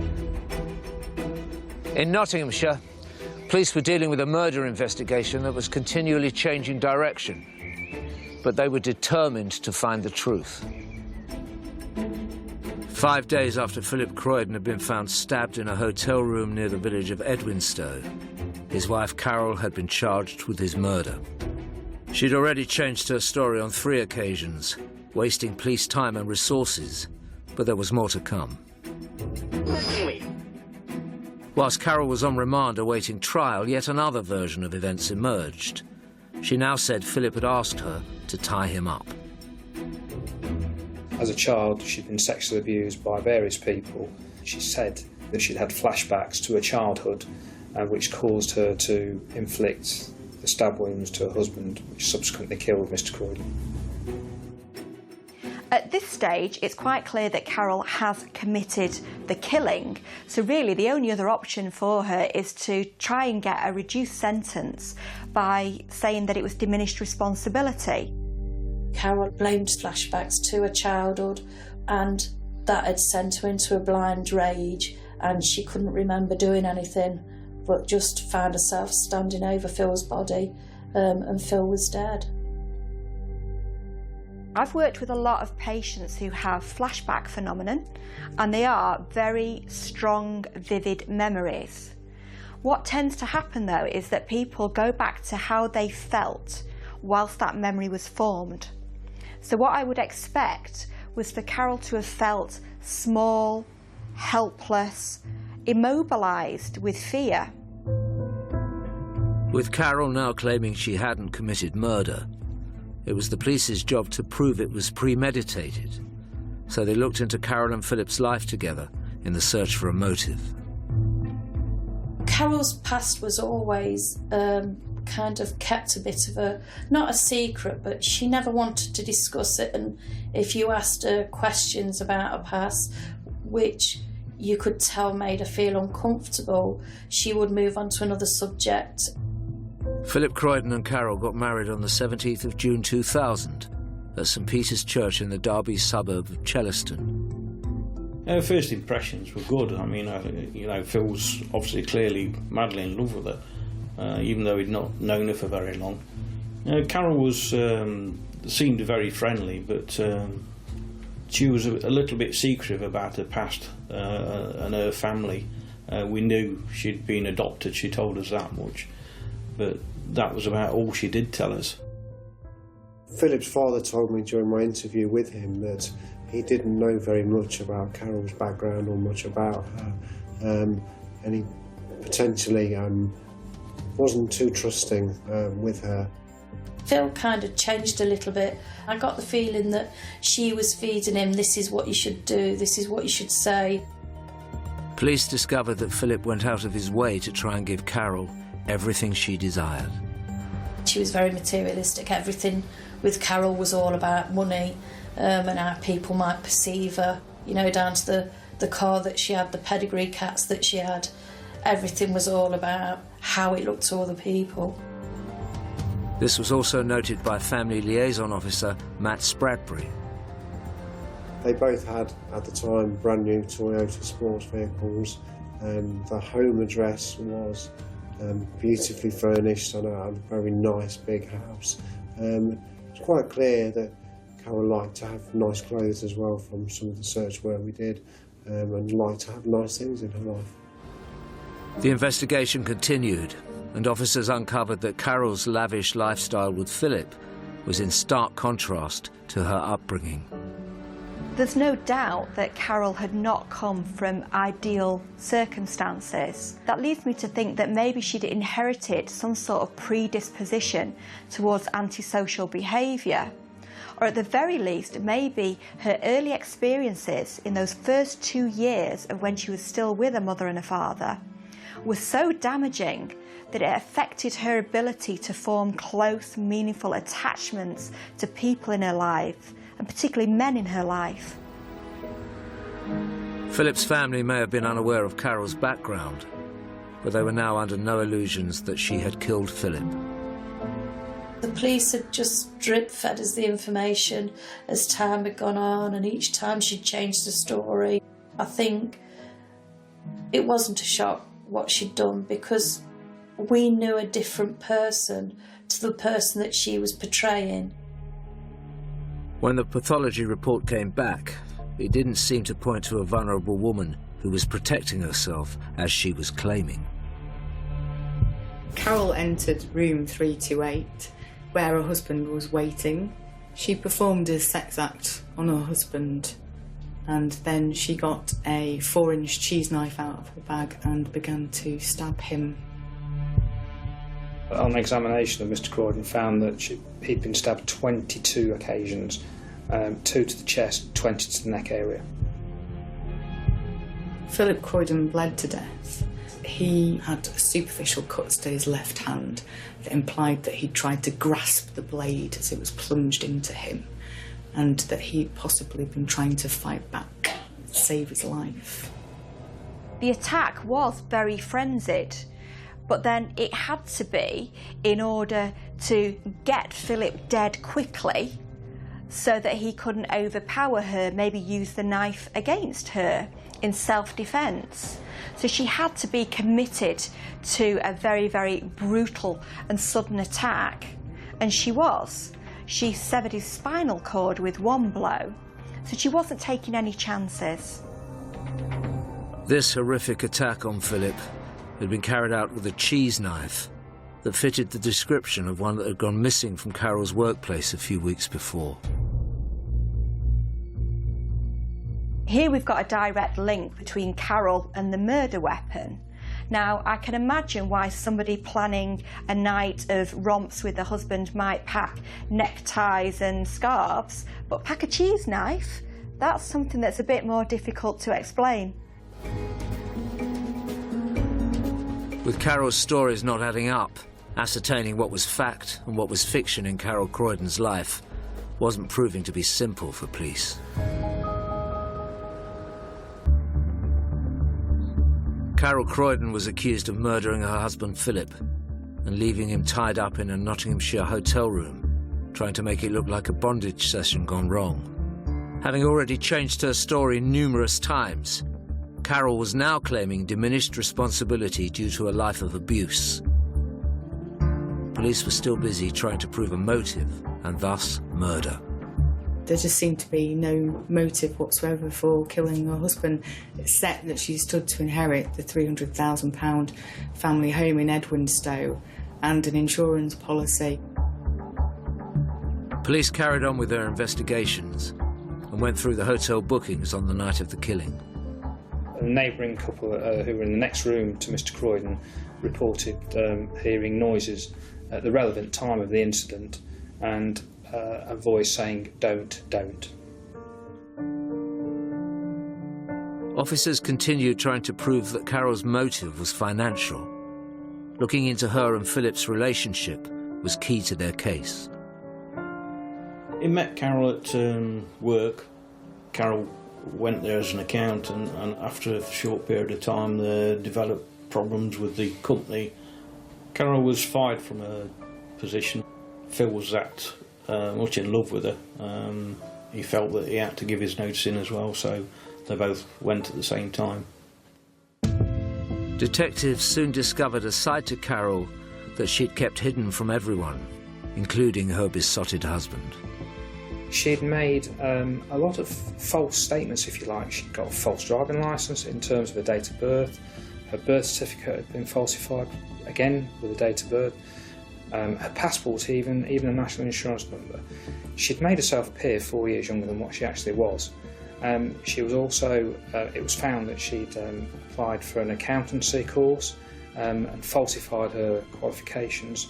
That enabled her to get a role later on in life as an accountant.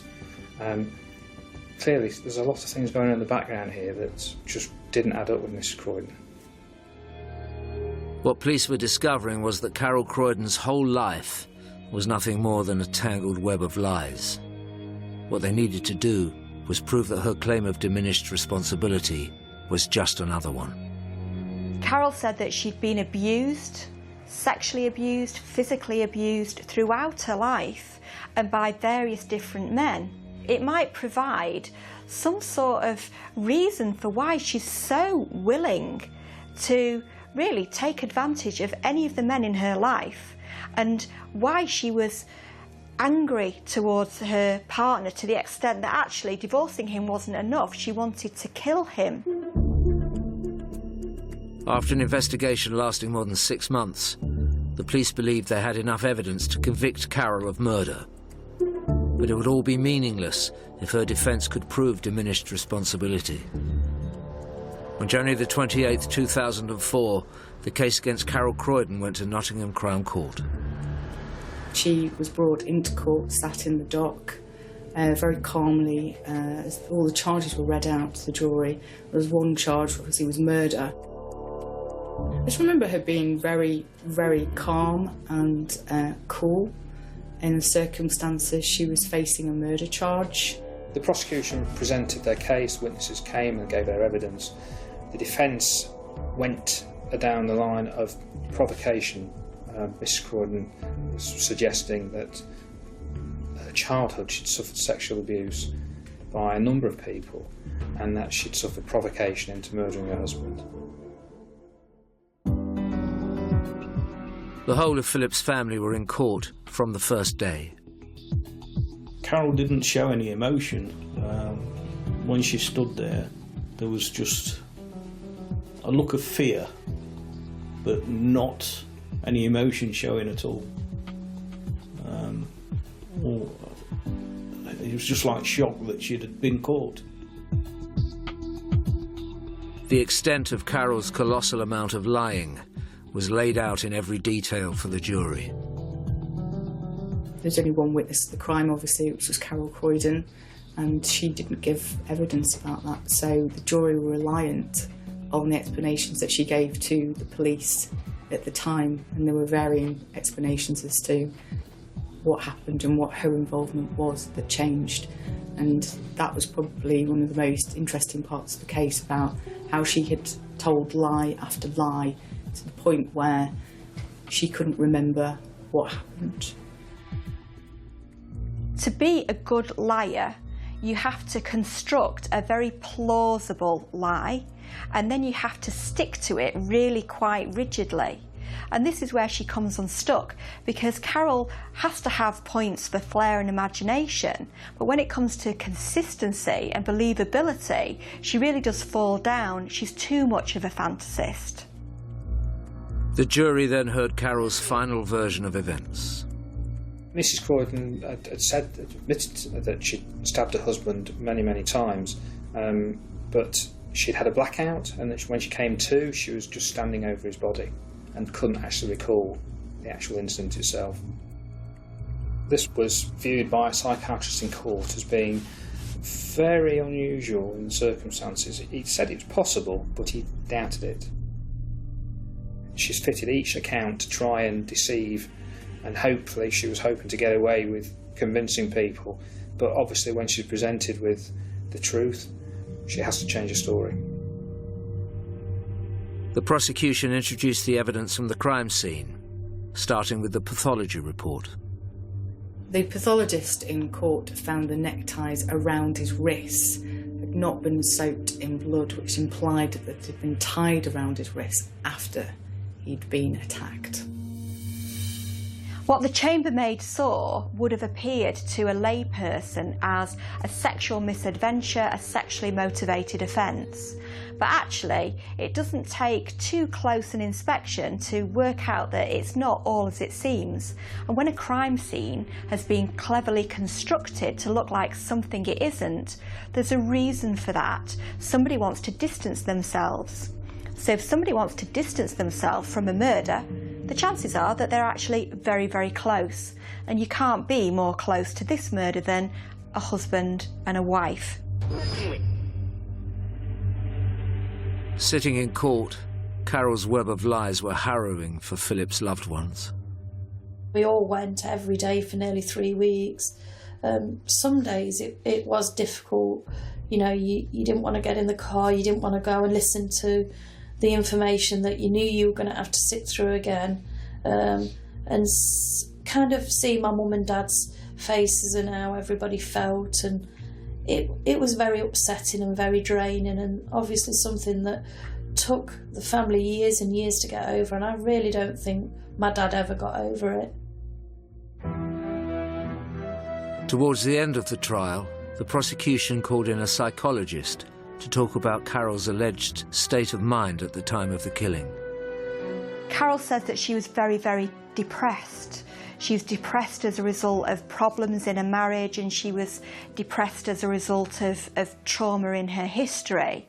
But the classic symptoms of depression are lack of libido, lack of motivation, lack of concentration and ability to plan ahead, general purpose apathy.